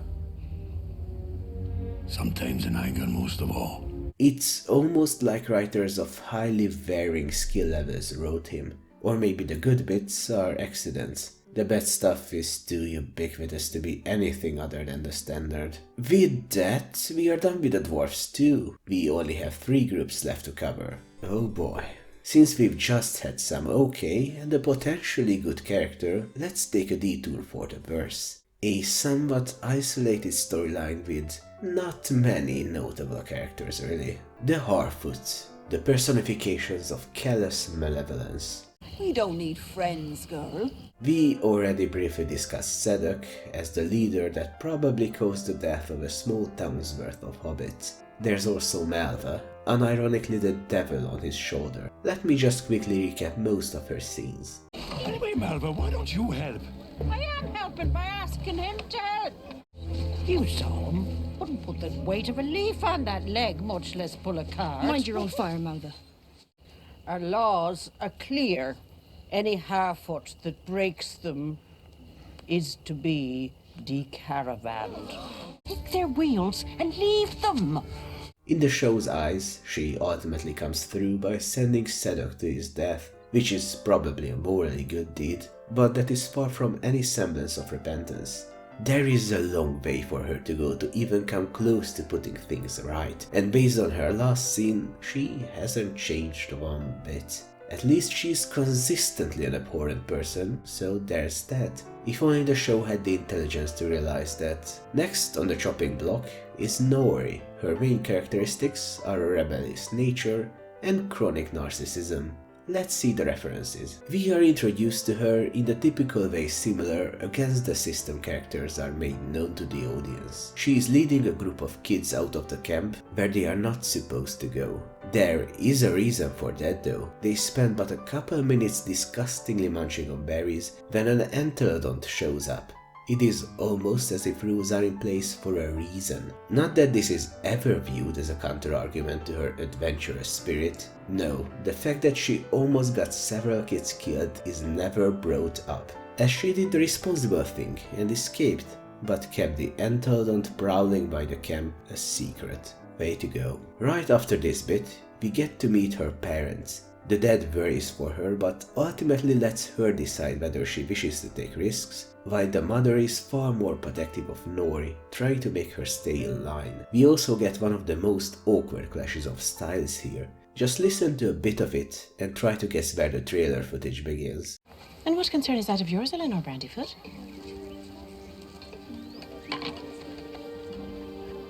Haven't you ever wondered what else is out there? Yeah, we also learn Nori is not like other Harfoots, not exactly subtle, and the introductory scene already tried to get this across. It also does not sound like a conversation between real people, let alone family members. But we Harfoots are free from the worries of the wide world. We are but ripples in a long, long stream. This is just a violent discharge of exposition, and no one had the decency to clean it up. So, a girl with a rebellious attitude and a societal system that is rotten to the core. Astute observers might have already concluded that this is a setup for Nori to dismantle the obviously flawed and tyrannical rules Zadok, Malva, and third leader impose on the populace. It's not. The show never criticizes the Harfoot way of life, except for their paranoia and isolationism, to a degree anyway. Instead of that, the girl's story is closely linked to that of Meteor Man who drops from the sky near their camp.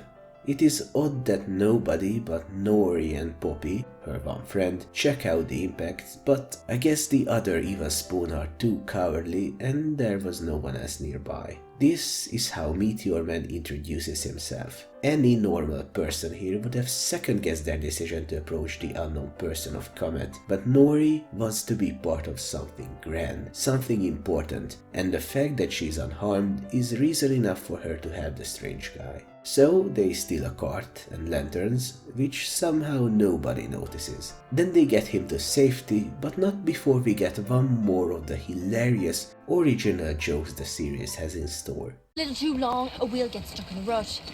Go, quick, go! Oh no, the wheelbarrow is now mine!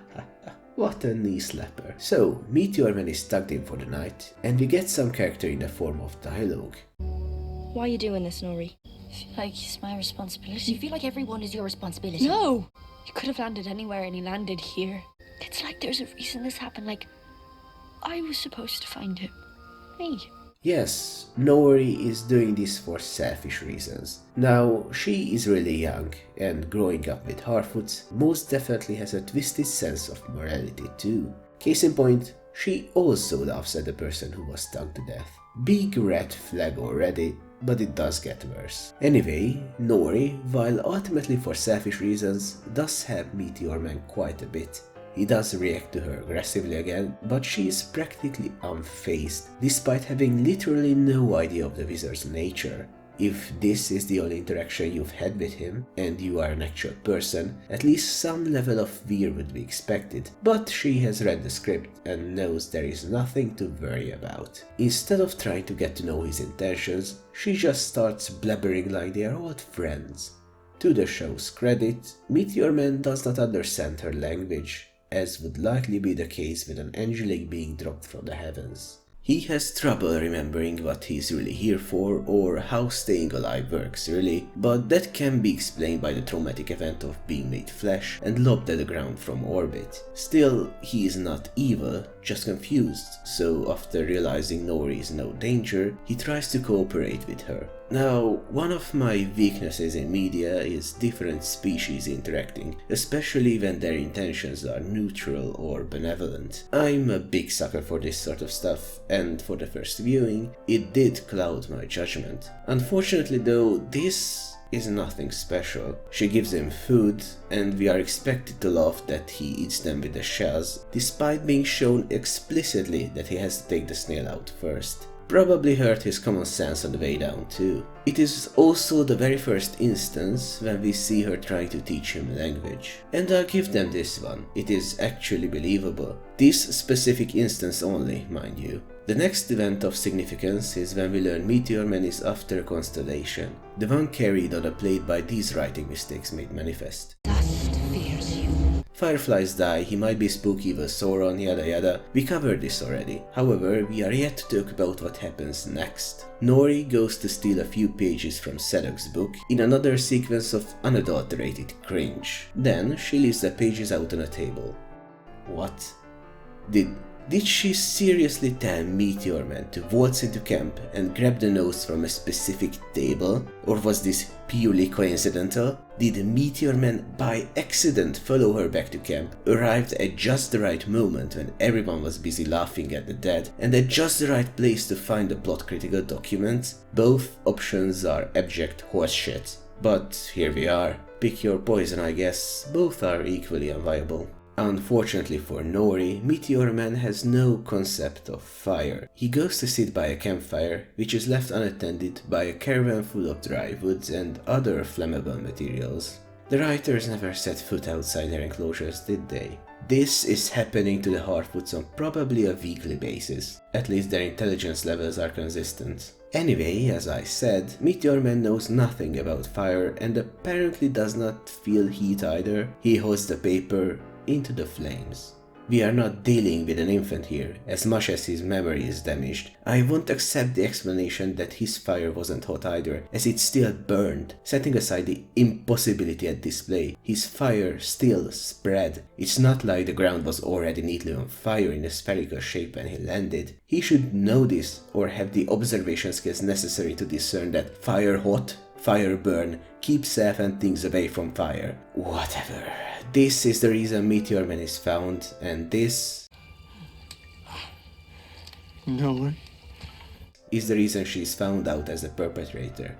Then we get the whole punishment scene. Her father tries to temper the situation and then bargain with Sedok, while her mother furiously lashes out at her. You may as well have stamped our name in the book of the left behinds. Perfectly understandable, as they have been sentenced to die, but not exactly helping. Also, this line, "Just me, he's my friend." We don't need friends, girl. is a bit odd. Don't you have friends among the Harfoots? Disregarding the reality of their diabolical nature, the show is really trying to depict them as tightly knit. Maybe some redrafting would have come in handy, trying to get the same point across without using the word friends. You don't have to go with the first thing you write, you know that, right? I mean, it would explain a lot if you didn't. In any case, what Nori says here would elevate her character if we did not get the more heartfelt, rather narcissistic claims. She opposes their isolation and thinks they should help and offer their trust to outsiders. But no, he was lost. Hurt. What was I supposed to do? What, leave him there? Without friends, what are we surviving for? As for whether that is the right decision for them or not is a different matter entirely, but this is a more empathetic approach. Although she does regress quite a bit once alone with her mother. She's helping him because he is special.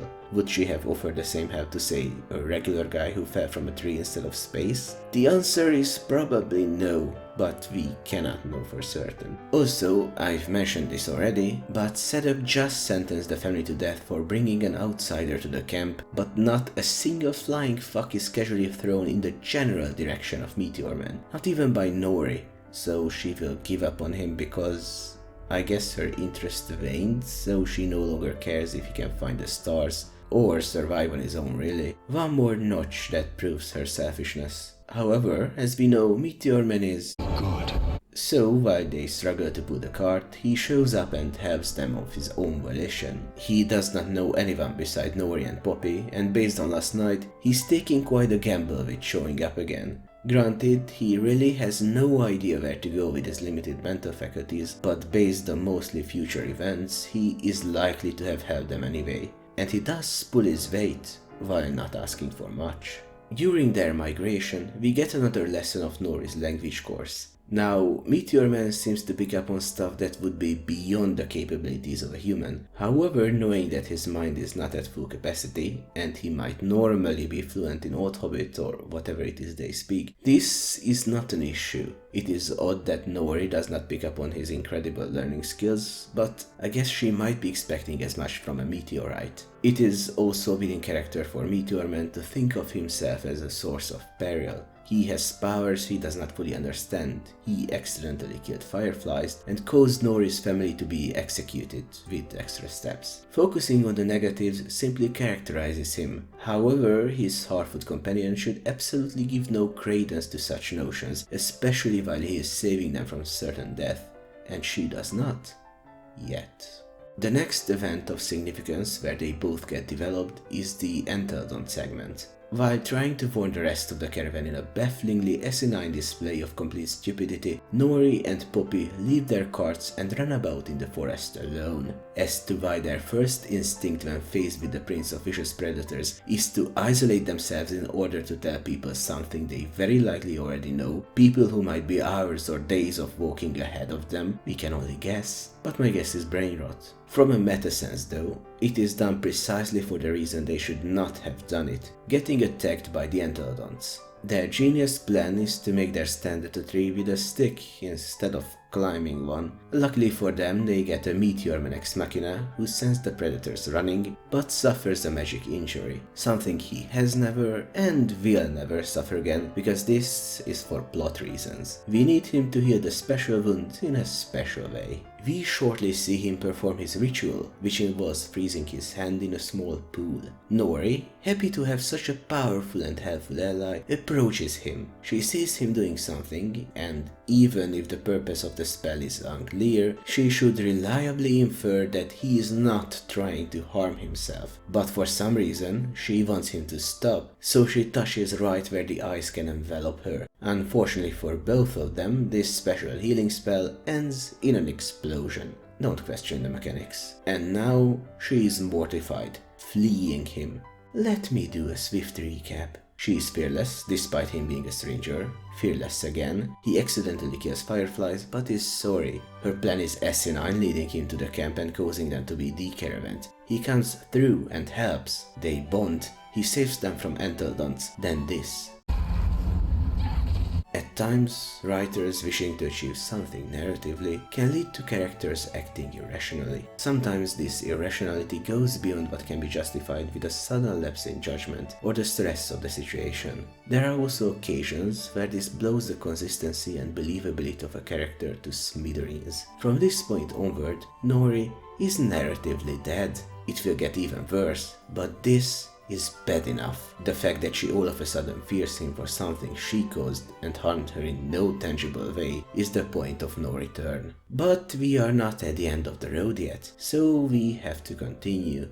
And continue they do. When they reach the partially destroyed orchard, they already act like Meteor Man is the fucking devil. Only to wake again when a new evil is rising.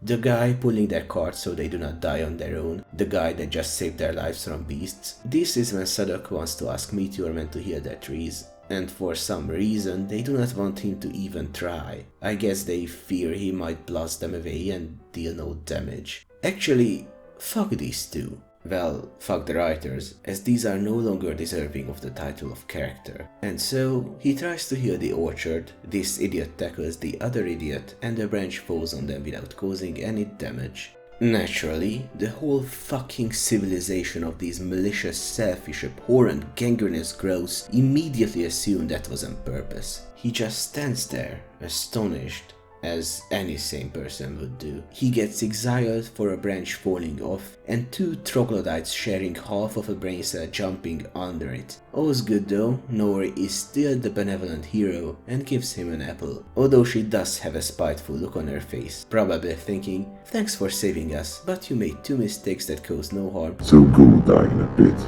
We even get a scene where she admits to have been wrong for helping someone who saved them. Should have just let us alone. Are you mental? Even if the accidents would have happened without him providing anything in return, no harm was done and you helped someone in need. Is that such a bad thing you have to rethink your whole philosophy? The most beautiful thing is the following scene. The orchard was indeed healed, and since he succeeded in helping them, since he saved their lives a third fucking time, they very graciously forgive him. They do not go after him, oh no, God forbid he does not die thinking they hate his guts and he's somehow a bad person. No, they just make a mental note. If it wasn't for the trinity of bitches who burned their carts, they would never have gone after him. Now, what's important here is that Nori is prompted to help Meteor Man because of two conversations. Firstly, they are thoroughly screwed. I mean, not really based on the next episode, but that's what they think. So a wizard that has saved them several times already might come in handy. Secondly, but there's one thing we can do, I warn, better than any creature in all Middle-earth. We stay true to each other, no matter how the path winds, or how steep it gets. We face it with our hearts, even bigger than our feet. Yeah, this is the scene that establishes this actually benevolent Harfoot as a moron. They were left behind, and their family was not the first by a long shot. Your kind is a disease, a miasma of malice, evil dicks who often actively try to kill each other for no good reason. You are the only one who this applies to, and you not realizing this is rather telling. So yeah, slap this next to the praises I sung of him in the previous video. Anyway, let's cut back to Meteor Man for a bit. He has no clue what to do in his exile, so when he glimpses Nori, he jumps at the chance of forgiveness. The poor man. This is of course the dumb trickery scene that serves to establish the shapeshifting while severely hurting the non-existent character of the weird lady. Meteor Man wishes for two things based on his actions: to have a purpose and to belong.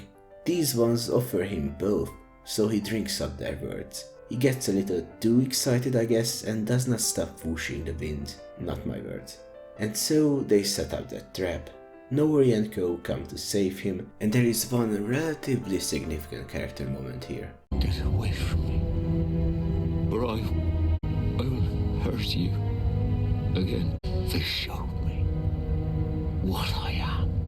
Only you can show what you are. You choose by what you do. Notice that she does not say she is sorry or that they were wrong. No, she practically says he can still redeem himself. The fucking audacity. She should be deeply regretful. All he has done was have them, and everything bad happened as a result of Harfoot malice and stupidity. I cannot fathom why her speech is so generic here when there is actually history to bring up. It's the Last King you're scene all over again. Were these written out of order? Either way, he realizes he is not evil because that is totally a congenital thing and not something you decide or are forced to be. What a scene. And so we come to the conclusion of their mutual storyline for the first and hopefully last season. As soon as they get back, Nori's parents decide she should go with the wizard. Odd that they are so trusting all of a sudden, as the things they exiled him for still transpired. Also odd that they send their daughter to land they have no clue about, not the distance, not the location. She will very likely never find them unless she has the migration path memorized. I guess she is safer out there than with the rest of the Harfoots, now led by Malva of all fucking people. And so they say their goodbyes with some limited character bits here and there, reinforcing a few minor traits. Poppy not going is strange though, as she practically has no one else she cares about in the caravan, no one we know of at least. And she's really heartbroken. They don't even ask if she'd like to come. Either way, this excerpt saves you 6 whole minutes of hugging and not much else. Yes, this bit is 6 minutes. What an efficient use of screen time. It's not like some other plots were rushed beyond belief. No, we absolutely must need all of this time to really understand that they will miss her. Splendid. So, what would be our verdict? No, I'm Nor. I'm Nor. Well, Meteor Man is not exactly bright, partially justified by his fall from space, but he has a good heart. He wants to help and be loved, or at least liked by others. While the things that happen to him are nonsensical, and his magical origin gives a lot of leeway, the character is fine. It's not complex to any appreciable degree, but it's not bad either. Nori, on the other hand, we've established she stopped being a character after the ice fiasco, but subsequent scenes make her appear even more selfish and stupid. She only helps if there is something in it for her, and turns hard at the smallest of things. She never apologizes, and the only time she admits to have been wrong is when she wasn't. Snap goes another one of my brain arteries. If it wasn't clear enough, she isn't a very well written character. Stop! I could talk about Poppy here, but there is very little to say. She is used as the comic relief most of the time, and the only thing going for her are dead relatives, a reluctance to break the rules, and her loyalty to Nori. She is as asinine about Meteor Man as everyone else. To her credit, she does risk falling behind by sticking with Nori's family, but as I've said, she has no one else apart from her. Baffling she still stays, but I guess she knows that letters go right side up on maps, so she will probably be the wayfinder. What a development with a total of 2 seconds of build-up. Let's just find our way out of the cancerous mire of the Harfoot. Hang in there, we only have 2 more groups to cover, it will be over before you know it. Let me artificially segue us into talking about the Númenóreans. I'll start with the best of the lot, Muriel. So, her dad getting a bit obsessed and making a U-turn in terms of politics put her in quite a rough spot. Luckily for her, the royal nature of their family is still respected and there was no bloody rebellion or forceful takeover. No, she is put in charge as regent with a simple promise, not doing what her father did. Unfortunately, she sees the same vision that made her father flip.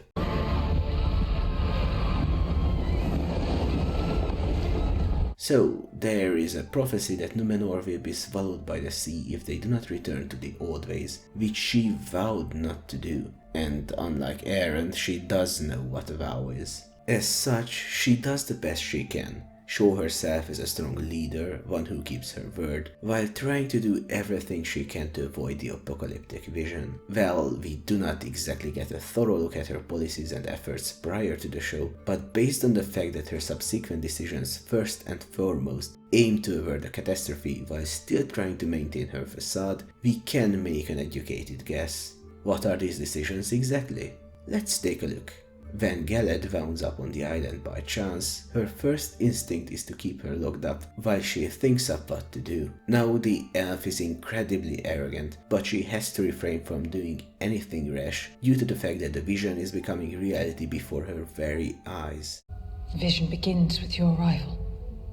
Due to the stressful situation, her demeanor and shitty responses are somewhat justified here. The prophecy itself is a fine reason as to why Galed still has her head after threatening to kill them right off the bat. Muriel tasks Elendil with looking over Galed while captive, as with the limited information she has of him, he is one of the few people who will try not to murder the elf and might even manage to reach common ground, which he does. It is probably the best middle ground to send the elf away without harming her, but not offer any aid beyond transport. This way she might not upset the gods or her people.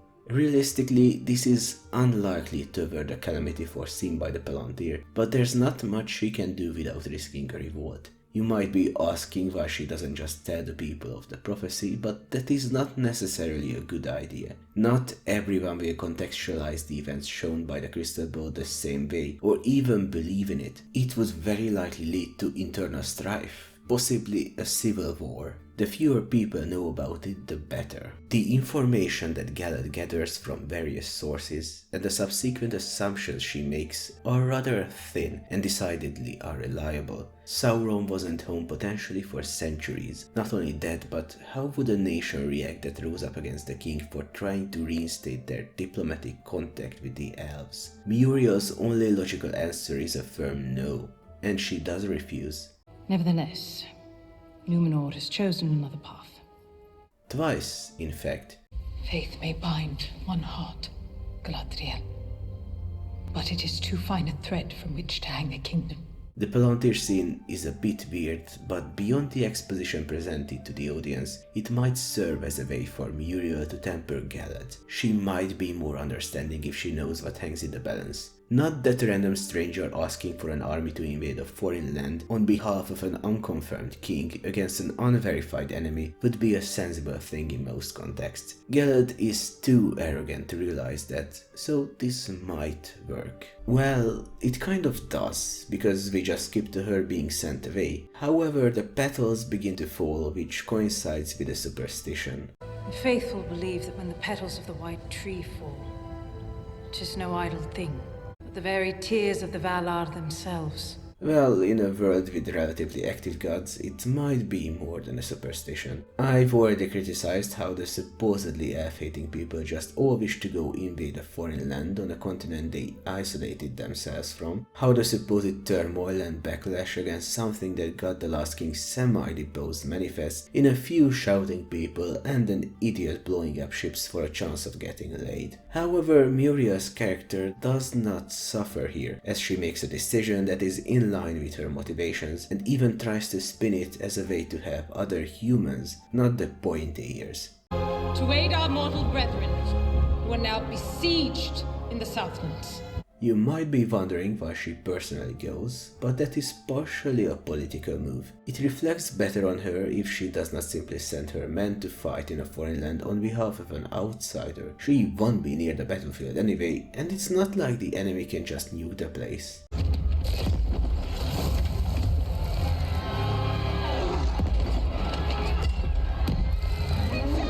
Well, not exactly a predictable scenario now, was that? The next significant bit of development for Muriel does not really happen until after the volcano explodes. The thing that really builds her is how she acts right after the catastrophe. She is there helping people personally, ordering her shell-shocked soldiers around, trying to make a difference, even going into burning buildings. She does lose her eyesight as a result. I mean, considering what just happened, that's a bargain. Still, it is a permanent mark, something that signifies she did not just fuck off without trying to help. The scene where she realizes, then panics, is also competently done.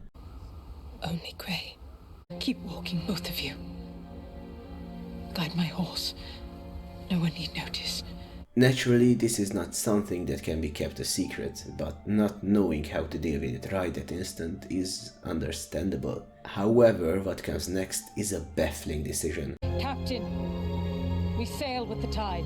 I've already discussed how going home so soon just kills even more people. Not only that, but they are going to get reinforcements. Numenor will return. Last I checked, there was about a hut's worth of orcs left, some of whom must have died in the eruption too. Just regroup, line up your able men, and scour the place for any trace of the handful of enemies remaining. While this does tell us that she is defiant and vengeful, ready to strike back even harder. How do they even know it was the orcs? It's a volcano. The simplest explanation is that it just happened to erupt now. Even if they saw the dam break, and they know the showrunners do not have a single fucking idea of how volcanoes work, blaming it on the orcs is a stretch. Either way, it happens. They go back for more soldiers. I guess they know the orcs respawn off screen. It does portray her as incompetent and rather stupid, traits she has so far avoided, but it seems that is the fate of most characters in this series. We get a bit of her trying to get used to being blind. Characters adjusting to new situations is always nice to see, as it makes them more relatable. The real point of this scene though is that she is beginning to trust Elendil more and more, as he seems to offer a lot of support, most of the time at least. As they get back, we see black sails signifying the king has died. The amount of time Elendil spends without responding to her is frankly embarrassing.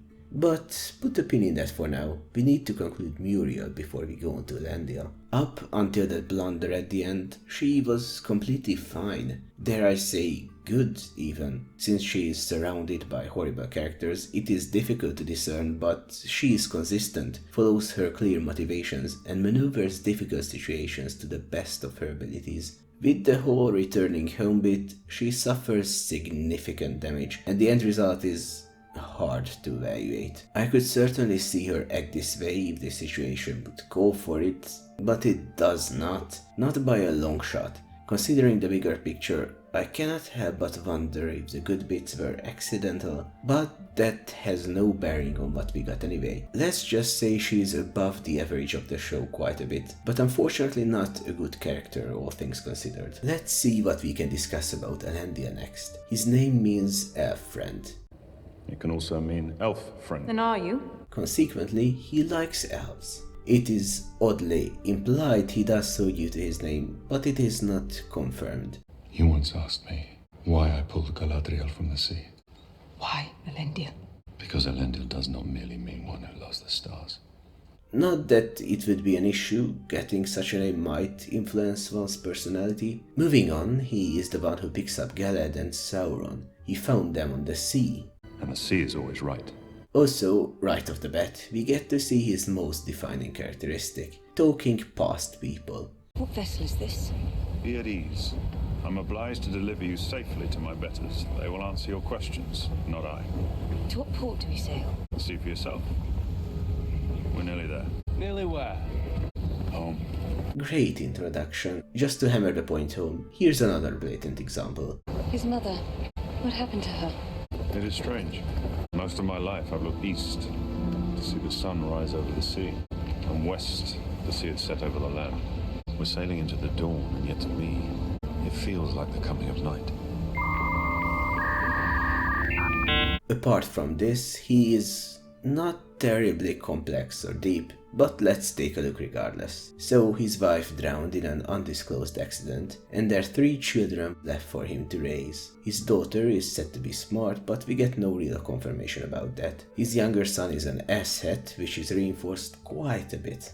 And his eldest son exists only in dialogue. Elendil is characterized as a loving but relatively absent father. He rarely talks heart to heart with his children, but he does try to ensure they have a good life, even if his image of that does not coincide with theirs. He is rather strict about Isildur joining the Sea Guard. essentially the navy, which he himself is a part of. Isildur has other desires, which we will talk about, but Elendil dismisses those. Now, he definitely does not go about it the best way possible, relying on his authority as opposed to reasoning, but he's probably right about what's best for Isildur. He's a spoiled piece of shit bathing in nepotism, and has complete disregard for the interests of others, always seeking the easiest way to get what he wants, consequences be damned. But we are not analyzing Isildur yet. So, Elendil is not the best father, lacking a deeper connection with his kids, but what about his work? Well, he is a captain. Is he any good? No idea. After fishing Geled out of the sea, he gets to oversee her shenanigans, as we've discussed at Muriel's part. He does not do a bad job per se. Elendil engages the elf on the only level she is approachable, self-interest and appealing to her perceived superiority. Now, the scene itself is not exactly great. We get bangers like this. Who is this mortal who speaks to me as if he has the slightest idea who I am? In all honesty, this would be a dead giveaway to any competent negotiator where Geled's weak point lies. So yes, she's arrogant and aggressive. We knew that already, but Elendil surprisingly has a fine response. I have a daughter who runs fast and a son who runs blind. Your eyes bear a striking resemblance to both. He essentially calls her out for impatience and a lack of foresight. She responds with her usual grace. Where I run and how I run there are none of your concern. Faced with the vast emptiness that is her personality, Elendil essentially tells her he's an ally, one of a few still on the island. Then, to Geled's request, they ride to the Hall of Lore where they investigate this genius bit of writing. Being subservient, he finds himself in Geled's good graces for the rest of the show, although their relationship does get a bit more complicated. Either way, he is essentially the link between the regent and the elf, ensuring she gets an audience when demanding troops to fight the orcs. His intelligence also takes quite the hit here. And I suppose Elendil here is a runic emperor. It's a petty lord, actually. I'd say it's for laughs, but not a soul laughed at this. Taking a turn back to his relationship with Isildur, this is at about the same time his son gets expelled from the Sea Guard for willfully sabotaging a voyage. He is rightfully furious about this, as it also reflects badly on him, but this will only get worse. As soon as the war is declared and the army recruited, Isildur wants to get back into the guard because then he will get to leave. He first and foremost tries the nepotism route. Elendil does not budge and has a pretty solid response. Slip me to the front of the line. While you were feigning fidelity to the traditions of this isle, these men were living them, finding ways to contribute, to serve. Something for which you evidently care little. He really does know his son and is quite disappointed. Skipping a few events concerning Isildur, the ship explosion is the next scene we should take a look at. Now, anyone with two brain cells to rub together would suspect either or both of the people swimming to shore, one of whom Elendil knows to have quite the motivation, would be at least partially to blame for all this. But as we established, he is not the sharpest tool in the shed. He takes this at face value. He was in a fishing boat. A cask must have gone up. A cask? And suspects a passing brigand. What is the reason he suspects this? It must have been the sea that told him. As a reward for saving Kevin, Isildur gets a place in the expedition. It is a bit odd how he gets the full white attire and to walk with the soldiers, only to be told he will be a stable sweep aboard the ship, but I guess the lukewarm comedy of the series overrides the bureaucratic structure of a whole nation to try and squeeze out a smile. After publicly embarrassing his son, who took the place of some poor sod who definitely deserves the spot a lot more than his spoiled sea cucumber, we sail off to war. During the travesty that is episode 6, we learn relatively little of Elendil. We get to see how shit he is at fighting, but that is a given at this point. We also get a little bit about the weird mental connection Númenóreans form with their horses. When a horse of Westerness rides into battle, he forms an unbreakable bond with the soldier he bears. In time they become as one, even knowing the innermost feelings of each other's heart. You know his feelings? No. He knows yours. Well, it's Bombay, really, as Isildur has no idea about what the horse feels. It's odd and only comes in play when it gallops off into the sunset later, but whatever. It is something he learned from his wife. Where did you learn all this? From your mother. Odd that the Númenórean training for mounted soldiers, hell, even just simple riders, does not include this crucial fact. You'd think that this would be something noteworthy and cause quite the headache in terms of logistics and horses who lost their riders, but I digress. Throw it on the pile of world-building elements introduced solely for the purpose of a single scene with no regard for any of the implications. So, Elendil survives the explosion. What a shocker, I know. However, his son gets trapped in a burning building. Now, in the original lore, he has quite a bit to do later. As a result, we can expect him to be alive, but they can do anything really, so it is no guarantee. What is a guarantee is that Elendil's not exactly complex character gets assassinated here. Captain, Captain, where is he? Where is my son? Instead of rushing back to see if his son might be alive, or to retrieve his body, he just accepts it and weeps a little. Well, at least we can see he cares for the Queen Regent, but that would be normal for a loyal subject. Either way, once they get back to the camp that sprung up from the undergrowth, he wants nothing more than to get back to Númenor. Well, I guess he is incredibly selfish too. I mean, he did just lose his son, but he seems to have no regard for anyone that might be alive in there, including his son. Then he learns they are coming back, so the actor attempts to cry. Then he is fine again on the boat. Their little talk with Muriel is okay, and he does get back his will to fight. They could have taken vengeance right there and then, but whatever, I've criticized that already. Then we get the mute bit, where instead of talking past people, he just doesn't say a word. Splendid. What can I say? Elendil is far from a good character. There's no complexity to him, and the one personal tragedy that seems to matter is contrived nonsense that destroys him. I say one because his dead wife comes up a total of one time, and he seems to be over it. It's very difficult to draw anything significant from him, especially since he's in the whole plot because he's doing his job with no particular interest in excelling or subverting anything. He only cares about the son he did not bother to check on. Speaking of whom, let's tackle Isildur next. So, as I've said, he's one of the initiates seeking to join the Sea Guard. However, he's not particularly interested in that. He was given this chance due to his connections, and while he seems to be capable enough, he doesn't really have to do exceptionally well to maintain his position. As is later confirmed by his friend, he was simply provided everything others had to earn. So what is it that he's interested in, if not the Sea Guard? Mainly two things. His dead mom, both for obvious reasons, and what appears to be her spectral voice calling him towards the west. Which is his second interest. West lies the real Númenor, whatever that might be. His brother we know next to nothing about is apparently the reason for this longing. The West. The real Númenor. The garbage your brother used to spew again!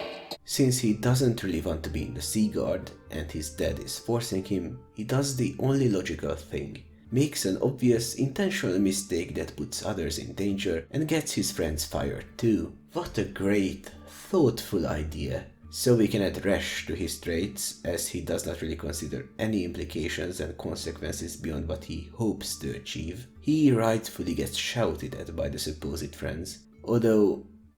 What have you ever done but brood and blubber about your dead mother? This feels really awkward and a dick thing to do. It's likely a bit of exposition clumsily inserted, as we do not see him actually brood. In fact, he's quite happy usually.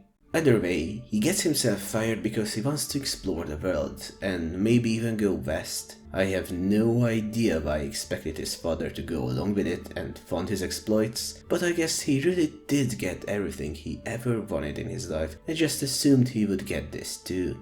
The spoiled brat. But since everyone is upset with him and he has no means of actually getting off the island, he has to change his plans. So when the recruitment for the war begins, he tries to join. First, he attempts some good old nepotism. As we've discussed, Elendil shuts him down. Second, he opts for something less familial and tries corruption. You're only apologizing because you think, now that I've been promoted, I can get you on the expedition. Can you? His friend here is actually rather reasonable. He refuses, as he knows Isildur will not change if he always gets what he wants, and is aware of the low probability of him actually staying until the end. I can't in good conscience stake my name recommending you for a duty that you might well decide. It'll be different this time. One day I hope it will be. Beating him up, while a pleasant sight, was a bit of an asshole move, but he has quite the pent-up frustration to want to do that. We are not here to evaluate him though. This scene yet again portrays Isildur unfavorably. Well, at least he is persistent when it comes to getting what he wants. So, what does he do next, you may ask? The following bit is where he sneaks onto a ship to be a stowaway. Can't see any way this could backfire, and it doesn't, to be honest. He happens to be on the first ship Kevin tries to blow up, and happens to cuff right before he throws the lantern. Imagine the odds. To Isildur's credit, he does go back to save this idiot when he falls and stops moving, because that's how falling works. He also does not tell the truth, but to be fair, that is also partially to save his own ass. He was in a fishing boat. A cask must have gone up. A cask? He saved my life. As a result of all this contrivance, Isildur gets a position in the expedition, like I mentioned. As a stable hand, but he does not deserve much more than that, even for risking his life to save someone else, not when he risks the life of other people just to get fired. Either way, this is when we learn the actor is incapable of feeding a horse a fucking apple. So they have to doctor the footage by adding a crunch sound when the horse clearly withdraws its head instead of biting. Then he bites the apple that was supposedly in the mouth of a horse. Disgusting! I would not do that with the vast majority of my own species, let alone a creature that does not wash its teeth. Either way, he ends up walking the deck when Galad is there. Now, so far, I have not mentioned, but he has some weird fascination with the elf. He does not really talk about it, but you can see it in his reactions. Unless this is what the writers think everyone should feel like when sending eyes on this degenerate, we can add elf fan to his characterization. In this brief little scene, we get to know how cool Galad is by seeing land before others do, which is kind of odd in terms of mechanics. It's not like human sight is limited in range, it's just a matter of reflected light getting into the pupils, but I guess elves are unaffected by the atmospheric conditions. We also learn Isildur hates the only home he had, where he got everything he wanted and only faced hardships in the past couple of days. Well, he did lose his mom to the sea. And the sea is always right. But it's not like that can be pinned on his own people. We could chalk this up to his rebellious tendencies, I guess.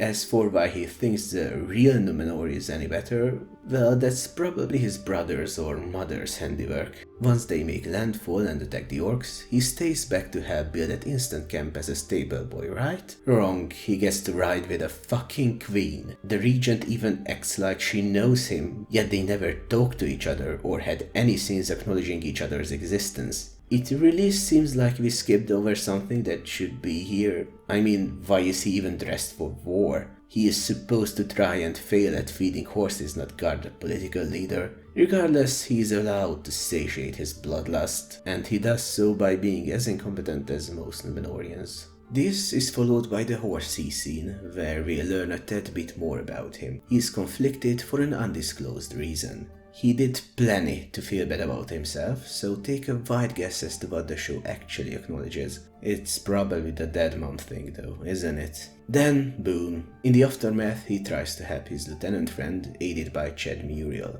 Half-wit friend is dead though, which I'm sure you are all very sad about. He had as many as 2 character traits. He was kind of an idiot, but wanted the best for his friends. That puts him above much of the competition, to be fair. He wanted to desert without having any fucking idea about how military generally works, but I digress. Numenor might be really lax about soldiers quitting after one battle. Either way, Isildur's character gets a bit worse again. It takes Muriel to tell him to try and save people other than his friends. Well, at least he does risk his life when ordered by the Queen Regent. Then the building collapses on him, but since he survived the volcanic eruption, I'm sure he's fine. So, a selfish, entitled, spoiled asshat who is willing to do some underhanded shit to get what he wants, consequences be damned. He also does not really care about other people, save for some select individuals. He's an immensely shallow character. At least he's among the more consistent of the bunch, consistent at being a bad person. The only morally good actions he commits to are 2 instances where he does not let people die around him, unlike others in this show. Those are not enough to salvage him though. As for the rest of the Numenorians, there is not much to say. Advisor Man wants power, and there is a brief bit where he also longs for longevity. He is not very smart, but the universe sometimes bends to make him seem like a good politician, like with the unbelievable two-car jobs scene, including the summoning of wine ladies from thin air. He is too thin to make any substantial statements. Kevin is just a guy who wants to smash and does stupid shit to achieve that. Very stupid stuff. Like treason. Elendil's daughter is smart and knows how to draw, but does not want his brother, and presumably father, to go to war. Where she does appear in this quite frankly unbelievable scene.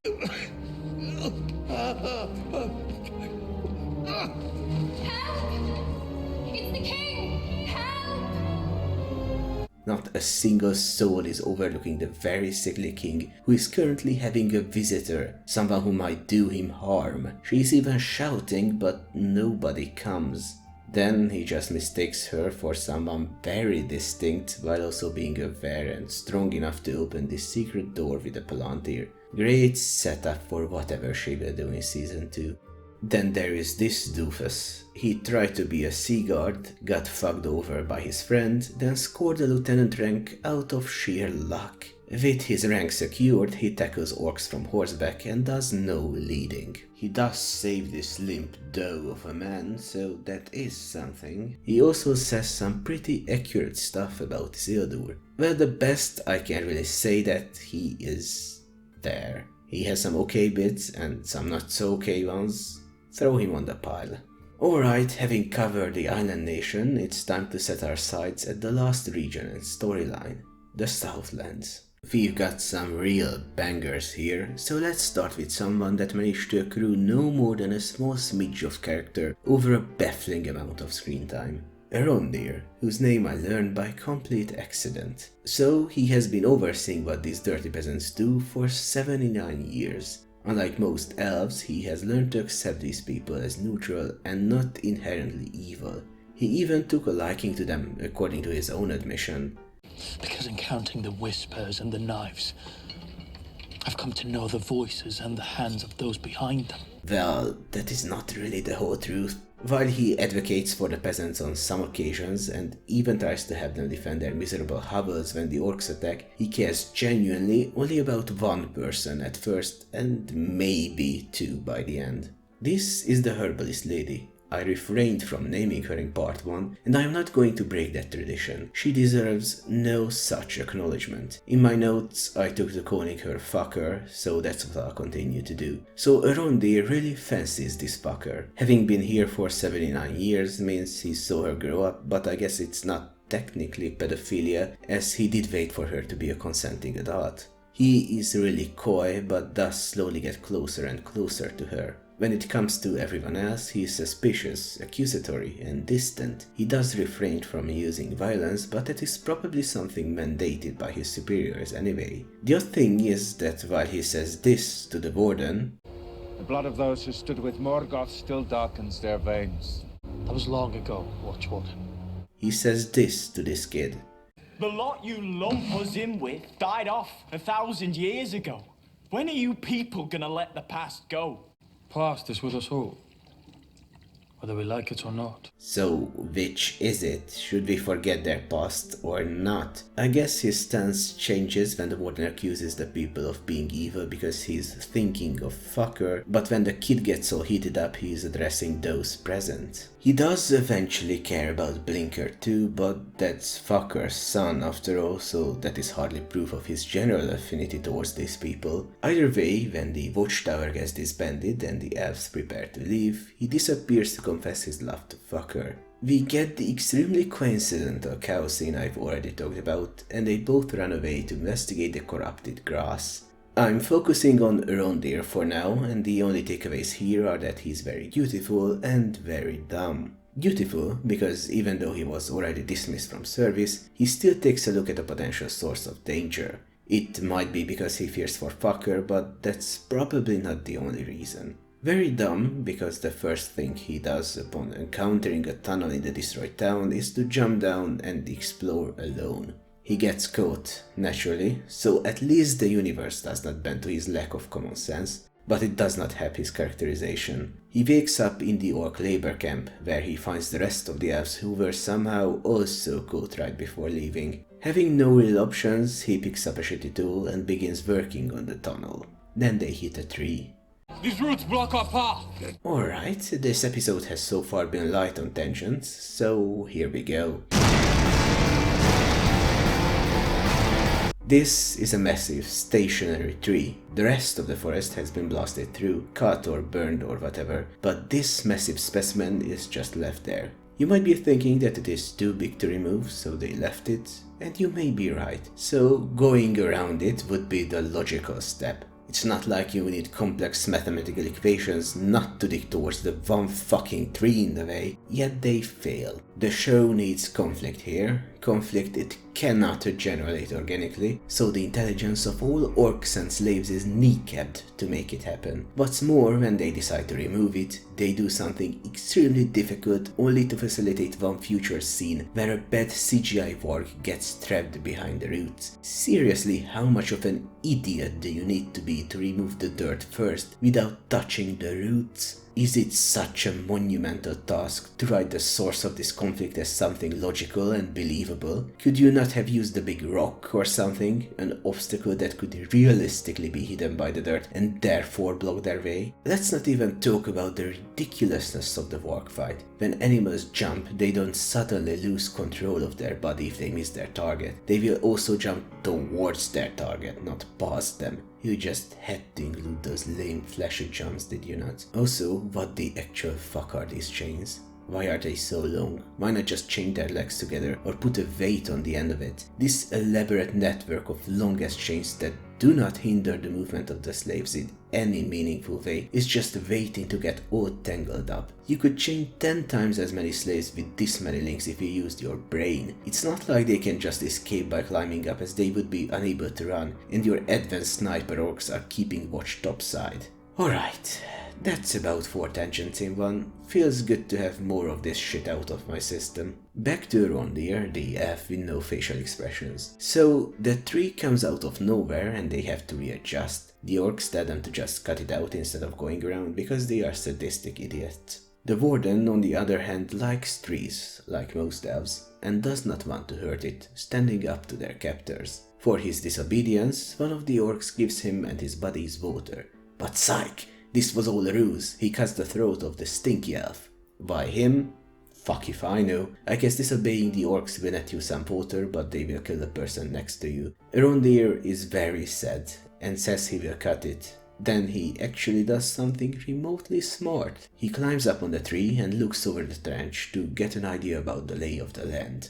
Now, he would normally never fell that tree with that orthopedic axe, but this setting does not abide by any rules, so of course he starts chopping away. Then they hatch a plan to escape. This plan is to play tug of war with the orcs when there is sunlight, which hurts them. Then Rondir runs on one of the chains, for which duration his shackles are miraculously not pulled anymore, and jumps up to cut a load-bearing rope. The roof of the trench collapses on the orcs, who get roasted as a result. While this first step is asinine, the next one is not a bad idea. They layer their chains and start hitting them with their tools, hoping to break at least some of them before the orcs can manage to realize they are wearing gear that supposedly protects them from the sun. Well, they don't really, they just release that bad CGI warg because I guess they no longer want the slaves alive. Not that a single big hyena is a surefire way to kill dozens of people with metal tools and even some weapons. Truth be told, they just have to tell the slaves that if they climb out of the trench, they will get shot,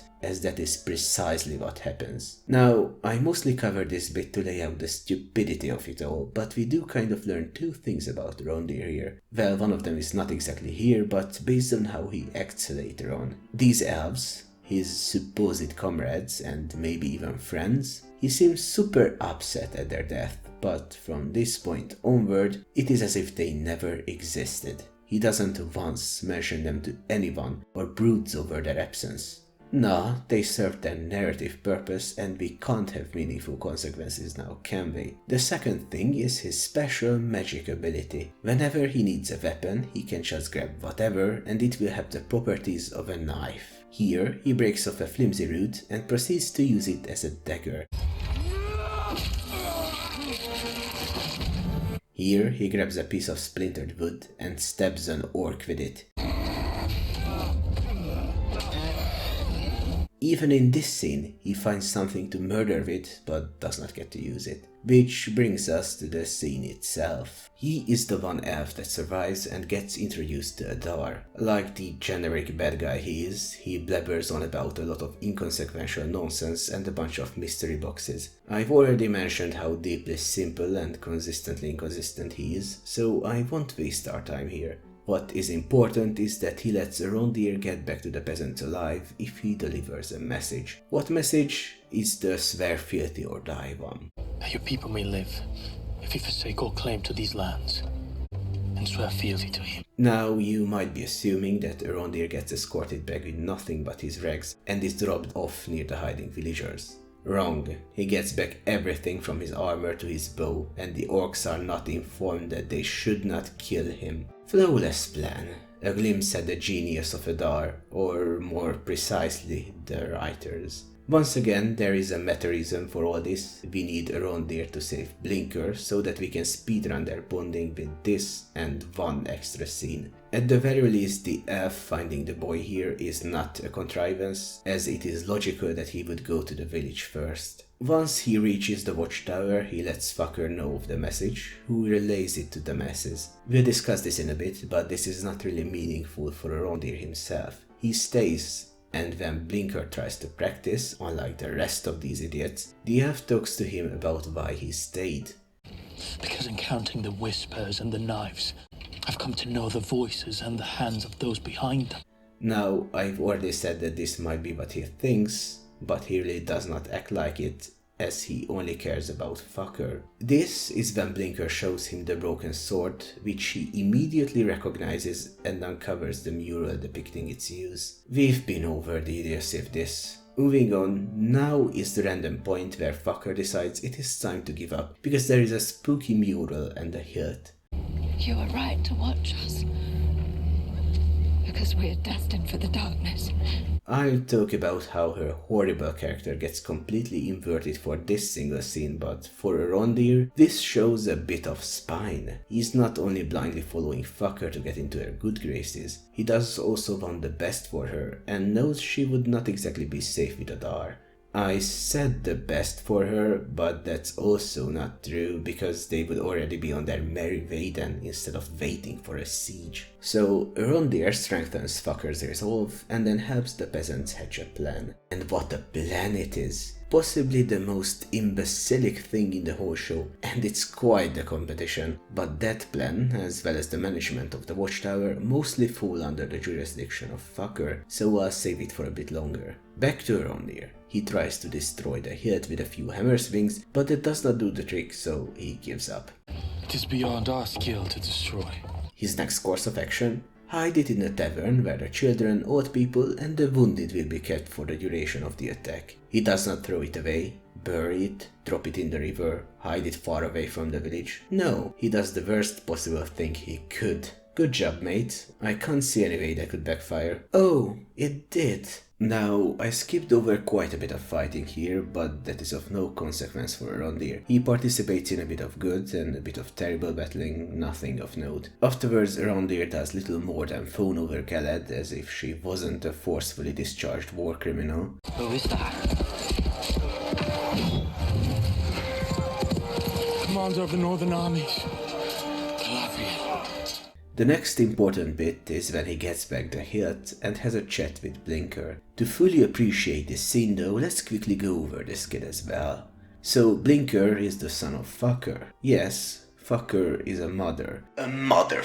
He does not like elves, like most Southlanders, and is not a good person in general. Probably his mother's fault, to be honest, but let's not get into that just yet. So when he's left alone, he goes to steal from Baldric's barn. Somehow he spotted the greasy man swinging around the spooky evil hilt and decided to steal it from him. Now Blinker and Fucker live a bit further off from the village, and their house is the first to get raided by the orcs. He manages to hide, and when Fucker comes back, they kill the orc who had no weapon or brain cells. Luckily for him, the hilt was not found by the attacker, as that is what they are semi-looking for, semi-hoping to randomly find. So when they move to the watchtower, he can still bring it with him.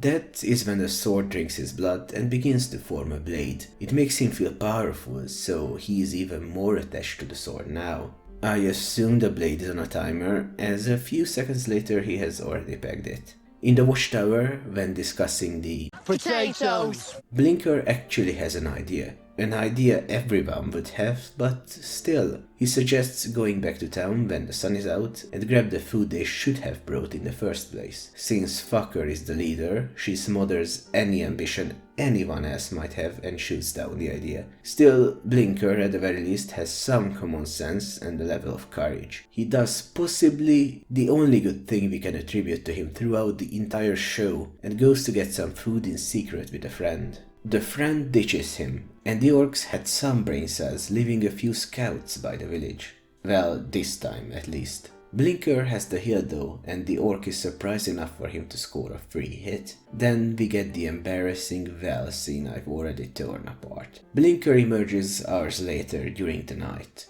I guess the sun never came back, as he could have easily run away while the orcs have to hide from its rays. Either way, the cover of darkness is at least an advantage. As to why he decides to emerge when the orcs are rather active is anyone's guess. Still, he sneaks for a bit, gets rescued, and then the two run away. Blinker was wounded in this previous fight, but that somehow does not keep them from staying ahead of their pursuers. Whatever. The main takeaway for Blinker is that he has tasted power. His wound on his arm is a dead giveaway, and I guess Baldric somehow sees it. He approaches him and does the thing kids are most receptive to, creepily staring, grabbing them and talking about the Dark Lord. Have you heard of him, lad? Have you heard of Sauron? What a shocker this is not enough for Blinker to abandon his mom and swear fealty to orcs. When some of the villagers leave, he just stands there doing what he does best, blinking. Now, Blinker does eventually reveal he has the hilt, as I've mentioned, right after his talk with Rondir. Their relationship was thoroughly speedrun, and now he trusts him enough to reveal his darkest secret. What an arc. Blinker also wants to fight in the siege, but being the son of the self-proclaimed leader, he of course gets the easy and safe job of quote-unquote guarding the old and the kids. Tavern. Taverns for wounded and children. I can fight. I know you can. Which is why I need you in there protecting those who cannot. Sure. He ultimately believes his mother's blatant lie and then reveals a bit about why he's so fucked up in the head. He asks his mom to recount something she used to tell him when he was much younger. This is what Fucker tells toddlers to cheer up. In the end, this shadow is but a small and passing thing. There is light and high beauty forever beyond its reach. Find the light, and the shadow will not find you.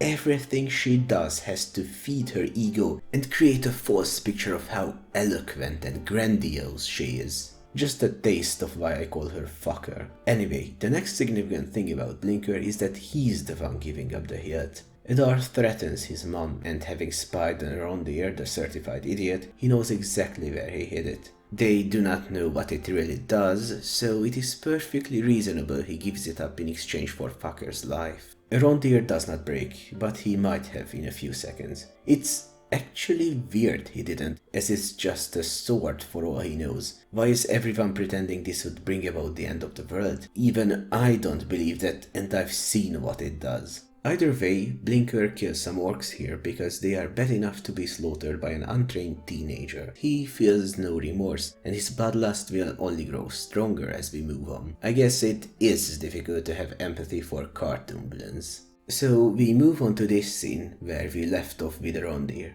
Blinker confesses how he feels about the sword, how it has corrupted him and that he craves its power. What does the elf do? Hands him over the head, makes some vague instructions. Give it to Numenor to toss into the sea on their voyage home.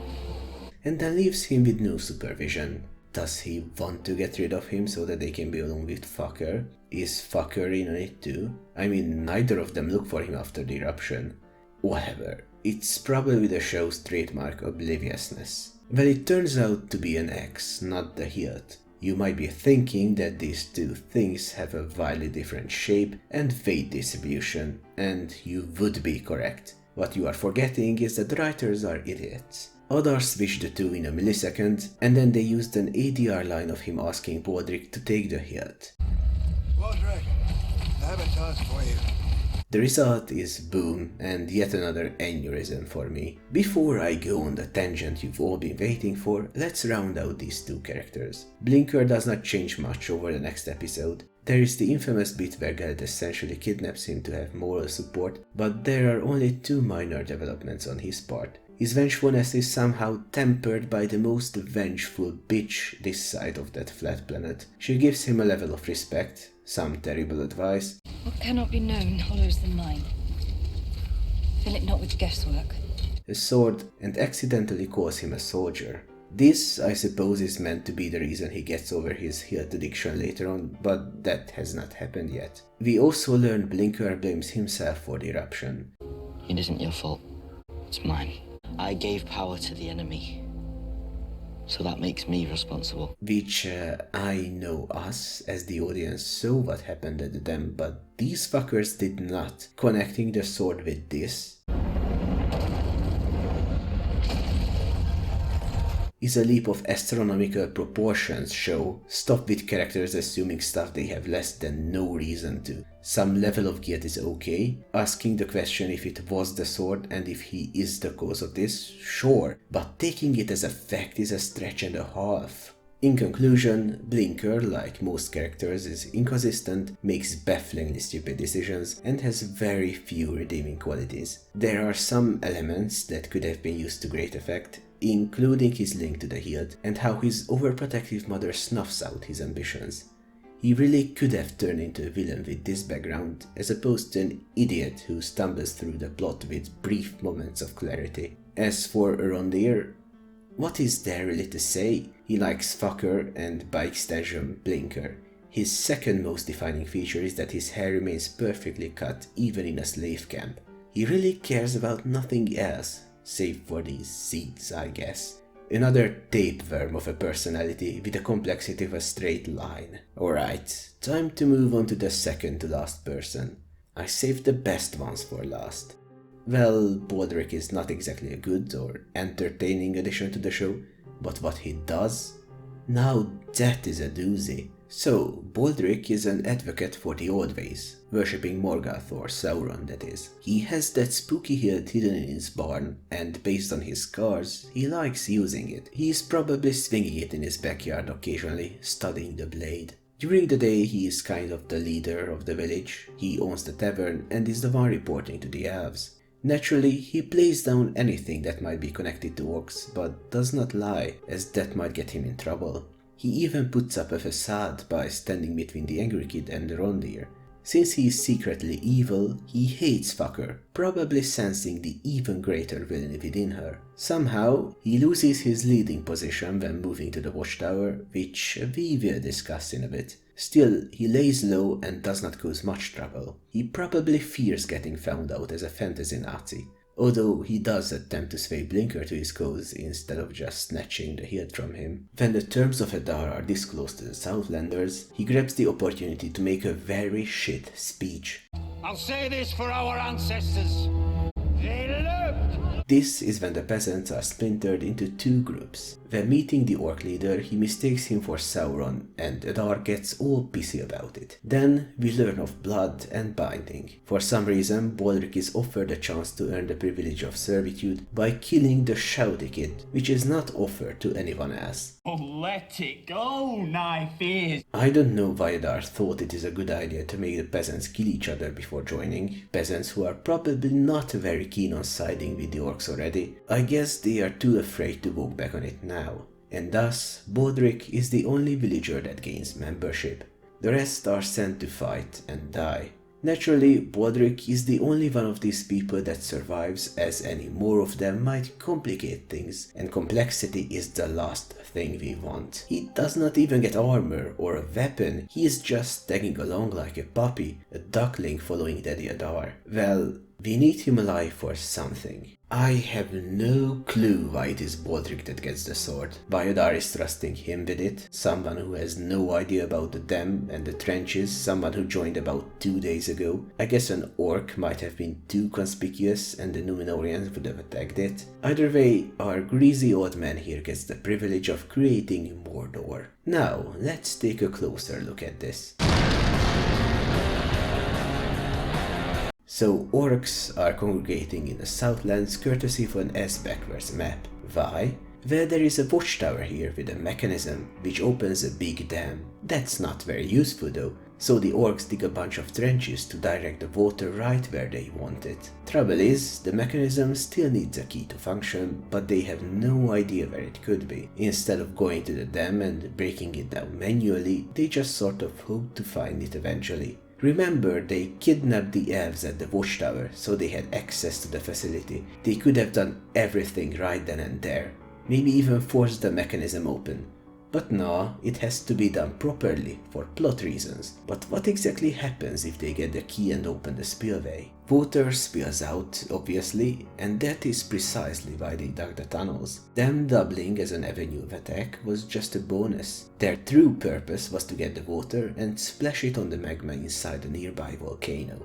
As we all know, water is highly flammable. It is ignited and the volcano erupts. Now, as many people before me have already discussed, this is not how volcanoes work. Steam blast eruptions can occur if the steam resulting from the water evaporation cannot escape the chamber fast enough. It builds up more and more until some part of the surrounding material gives way, resulting in an explosion. This is not what happens, as you can see. The water just ignites and the chamber is quite open. The only thing this would do is somewhat lower the temperature of the surface of the magma, maybe hardening it until the water runs out. But we get this, which somehow makes a perpetual brimstone cloud over a landmass the size of a small continent. How is the smoke constantly pouring out? How did anyone think this is believable? How did nobody die as a result of the pyroclastic flow that rushed with a force that tore buildings apart? How did they not suffocate with all that smoke and ash in the air?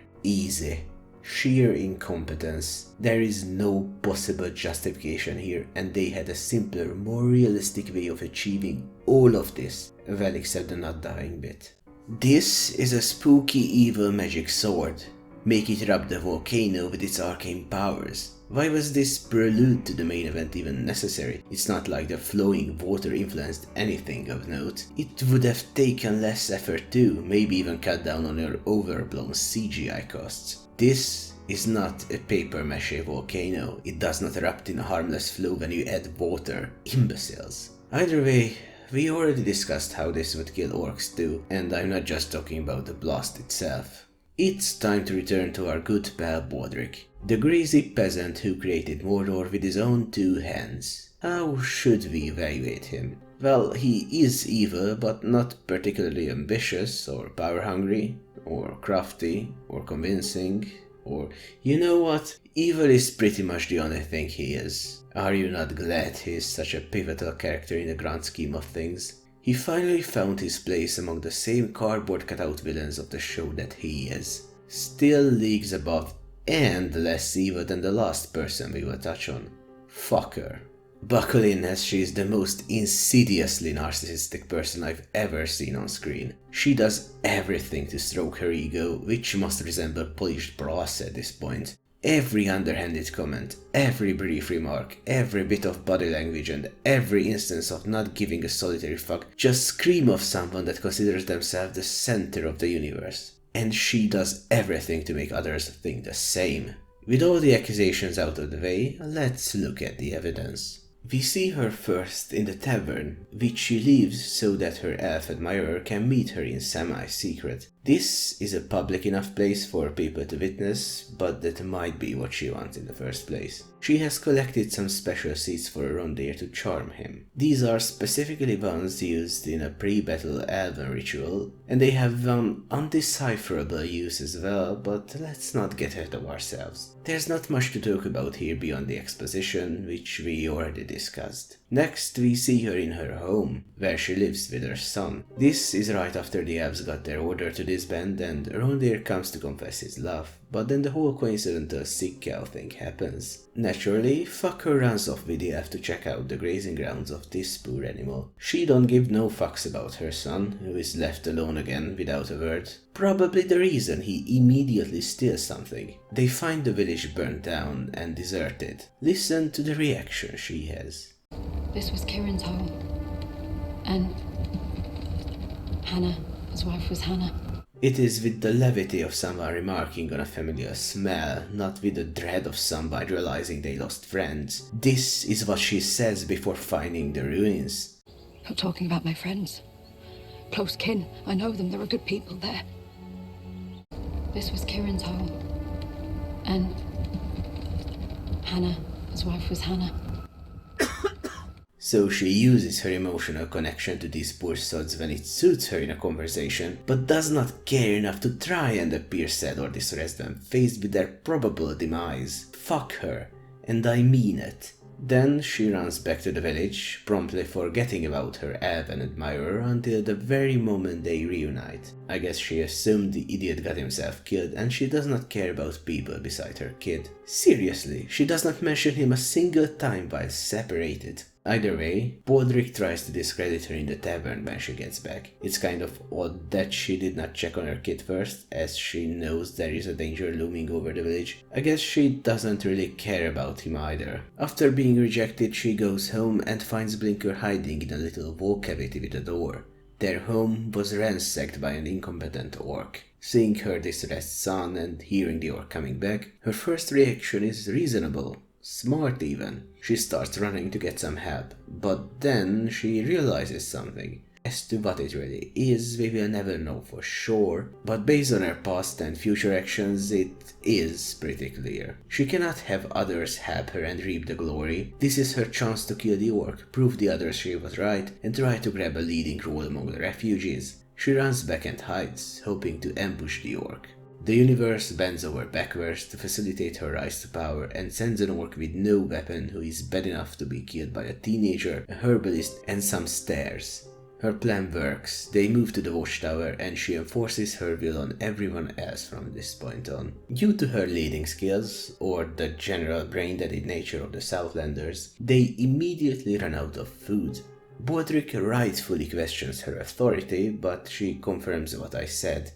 Who gave you the right to decide? Everyone who decided to come to this tower, Waldrick, including you. By the simple fact that she told everyone to go to the watchtower, she is now the leader of every person hiding there. Her first course of action? Shoot down the one solid idea because that is not hers and might endanger Blinker. What's about Waldrick's root cellar? We send a small party into town. By day when the orcs are fewer. Grab what we can, quick and quiet. I'll do it. If nobody else will. You're not going down there. Then propose something shit instead. We'll forage the hills again first. That'll feed us a day. Then it's another day, and let us be grateful for it. As to why hunting in a nearby forest is safer than going to the town is anyone's guess. As predicted, her plan does not work. They get very little food, and would probably starve was it not for Blinker and his agitated friend. However, Blinker is gone, and people might think she is a bad mother as a result. This is a very bad faith interpretation, mind you, but it is never clear whether she actually cares for her son. Okay, let's say fucker goes after Blinker because she loves him. When the wounded boy and the Rondir are outpacing healthy orcs, she teleports in from out of nowhere, armed with a sickle. I guess she heard the sounds of conflict and started running full speed towards it. Smart. Naturally, they escape the forest, and then the sun comes up. Wait, what? Holy fuck. Let me replay this story in sequence. Blinker and friend go to town in daylight. Then the sun goes away. Then it is night when friend gets back. I guess it was late afternoon already. Blinker begins escaping during the night. Then it is dawn in the forest. And the sun comes up when they reach the edge of the woods. Let's disregard for a bit that this is what lies between them and the watchtower. Not many trees there. This is the distance. Time really has no meaning in this show. Again, the universe distorts itself into a hideous mess to facilitate an impossible escape. They even forgot the orcs had archers and had to add some flying arrows in post, which just makes it even worse. They are strolling casually while being shot at. When they get back, she remembers she is supposed to fancy Rondir and acts like it. The elf tells her why he was spared and given weapons. Now, it would normally be a dilemma to share this with the others. It is after all a way for them to save themselves, but it is allying with the enemy, an enemy she does intend to fight back against. But this is also a way to score some popularity points by convincing the masses with their unmatched charisma, so it is of course a no-brainer. Either that or she is too dumb to be a responsible leader. Unfortunately for her, she is really shit at speeches. If you choose to stand with me and fight, this tower will no longer be a reminder of our frailty, but a symbol of our strength. It probably does not help that she talks here like someone trying to hold back a massive shit. At least Bodrick is just as bad, so only half of them give up on fucker. Of course, escaping is still not an option. Half of us just left. But half stayed. Are you all right? Say what you want about fucker, at the very least she is consistently a horrible degenerate. Up to this point, when they reveal the spooky mural about the sword, she immediately flips. She realizes, you know what, I think we are inherently evil. There's this old art piece I do not really understand, so I think we should give up and surrender to the orcs. Well, what do you know? There is a meta-reason for this. The writers really want her to say this. And when they march upon us, this tower will fall. Because they think it is a genius setup for the worst plan in existence. Naturally, once they get the, in their opinion, excellent line out of her mouth, she reverts to being on the, well, I was gonna say good side, but let's be real, these are neutral at best. What is this brilliant plan, you might ask? The one thing I kept hidden from you all this time? Well, I've been saving this for last, just like fucker. It is a delicacy, best served as a dessert. Oh, jeez, I think it's already... Ah, the last tangent. Let's dive right in. The plan hedged by the dysfunctional grey matter of these two. So, they have this highly fortified building atop and in front of a several hundred meters long slope that doubles as a choke point, or more like a choke line. Well, naturally they abandon it. They somehow sneak down from the mountain, because the orcs cannot see lit fucking torches in an open field. Then, they let Adar's stupidity do the rest. The enemy just strolls inside. Rondir emerges from his hiding place, killing a couple orcs, then shooting a flaming arrow into the shitty contraption holding this shitty tower together. It splinters with such a force that the wood alone kills some orcs. Then, as the stones fall, Rondir jumps down from the wall. As you'd expect, the hundreds of orcs standing in line to get into the keep have since dispersed to give him some personal space. He then breaks his foot on a slab of stone. Oh, no sorry, it's hollowed out and filled with helium so he can kick it down. Then they rely on the physics of the world breaking and assuring that the woods on the other side of the chain falls perfectly in line with the gate, despite being pulled from the side, and closes it. Then, once again, the retarditude of the orcs does their work, who keep banging on a gate that does not even open in that direction. The tower falls, kills some of the orcs, and Rondir teleports down from the mountain using the magic of scene transition. Once they are at the village, they begin fortifying it. Now, just to remind you, this is a village with tunnels under it dug by the orcs. It not only lacks the walls and choke points of the watchtower, it is also filled with flammable thatched houses. The fact that the orcs had no one on watch here this time alone is a miracle. What a brilliant trade-off. At the very least, they spend their time putting some dirt back into the holes. But they also prepare for the assault with their 5-dimensional chess plays. They know the orcs are incredibly dumb and will walk into the town through their little bridge in an orderly fashion. They strategically position some wooden debris and 2 cars near that entrance. Once the orcs move into position, they light the cars on fire and send them downhill. If their tinder fails, the orcs are kind enough to give torches too. The flaming hay and wood locks a few of the orcs in an enclosed space, and the sheer genius of these moves stuns the rest of them walking in. The peasant archers pick off a couple of them, but the orcs will inevitably realize they can just walk past the fire without getting burned. Now that the minor inconvenience fulfilled its purpose, peasants with no protective gear and pointy sticks, literally, this is not even a spear, came out of the shrubbery and ambushed the, for some reason, unsuspecting orcs. To your positions! This plan works flawlessly and they manage to defeat the enemy. Trouble is that this enemy was the peasant traitors. As to why they are even surprised to find those here that have gone to swear fealty to the bad guys, well, part 1 already covered their intelligence. And for once, the orcs get their fists out of their asses and do something remotely strategic. They surround the village and pick them off with arrows. To your positions! Excuse me, but what the fuck is wrong with your brain? Maybe try to run your ideas by someone that has the ability to breathe without their mouth open. I'm not talking to this fucker, by the way. I'm talking to those fuckers who scribbled this plot with the crayons they stuck up their nose. Tangent fucking over. So what does fucker do all this time? What do we learn of her?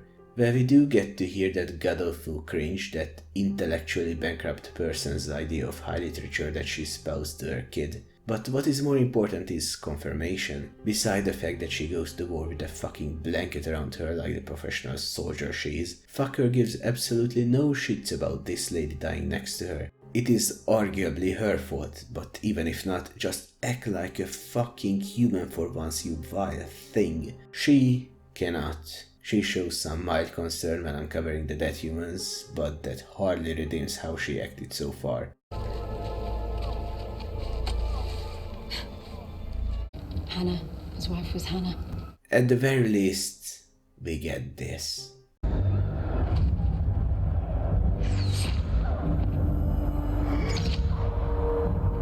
Through the power of bullshit, one arrow disappears, and she is taken back to the tavern. The orcs know that a great evil lies wounded in there, so they politely wait until her life is saved. Yes, it is saved, unfortunately. Even though she loses about a bathtub's worth of blood, they manage to remove the arrow, smear some of that bullshit seed into her fluids, apply it to the wound, and make her fucking son cauterize it because he has not been traumatized enough. Then we get an extremely long fake-out death scene, which, regrettably, ends with her recovering. Once the Númenóreans clear out the orcs, she determines that enough time has passed for her to be healthy again, so she strolls about as if she owned the place. Which I guess she does now, for some reason. Just listen to this. My people are alive because of you. As I understand it, they are alive because of you. A burden I never sought to take up. Who gave you the right to decide? Everyone who decided to come to this tower, Waldrick, including you. A burden I never sought to take up. Few of the finest leaders do. The slimy, underhanded way how she compliments herself and plays the martyr. I pop a blood vessel every time I see this scene. It is followed by the whole Sauron is king bit.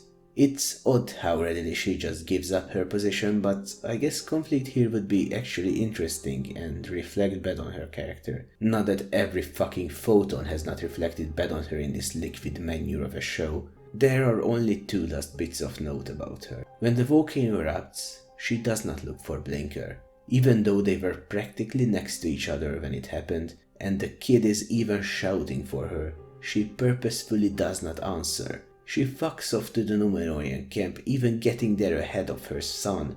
We are again treated to a painstakingly long death fake out, and she acts as if she cared. Do you know what she acts like again? The de facto leader. Even though Sauron is already here, she still acts like some huge political figure, like the queen of the land ruling over the few dozen unlucky enough to still be alive. Given that this is where she ends up, acting like this with no authority and no one to prompt her to do so, what does that say about her character?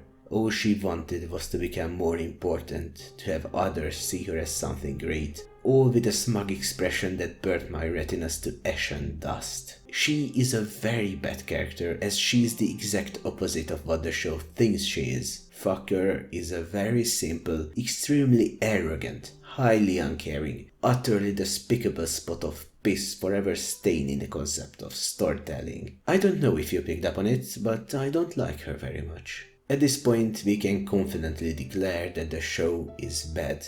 It is in fact one of the worst pieces of media I have ever seen. I do not recommend it, and I'm not sure I even want to torture myself with the second season if it ever comes out. While editing the first part, I did watch House of the Dragon as a bit of a palate cleanser. The difference between the two shows was so stark I could hardly believe it. Man, episode 8. The show is by no means perfect, especially with the anomaly that is episode 9, but it is incomparable with Rings of Power. Do not expect a review though, I need to take a break from long-form media criticism for a while. By the way, this is it. We are finally finished. Where's the rest? It is over. Thank you. It took me way longer than expected, but I am actually proud to have done this, as self-centered as that might sound. Never made anything of this magnitude so far, and it feels good to have this under my belt. Regardless, I have to make some pure world building and monster videos to heal my psyche. If you watch this, or maybe both episodes from beginning to end, you are a champ. I hope you were at least mildly entertained in the process. My Discord server is still open if you'd like to join, as is my Patreon if you feel like supporting my endeavors on this platform. I think I'm going to just sit in silence for a while now. Thanks again for watching, and I'll leave you with some words to live by. In the end, this shadow is but a...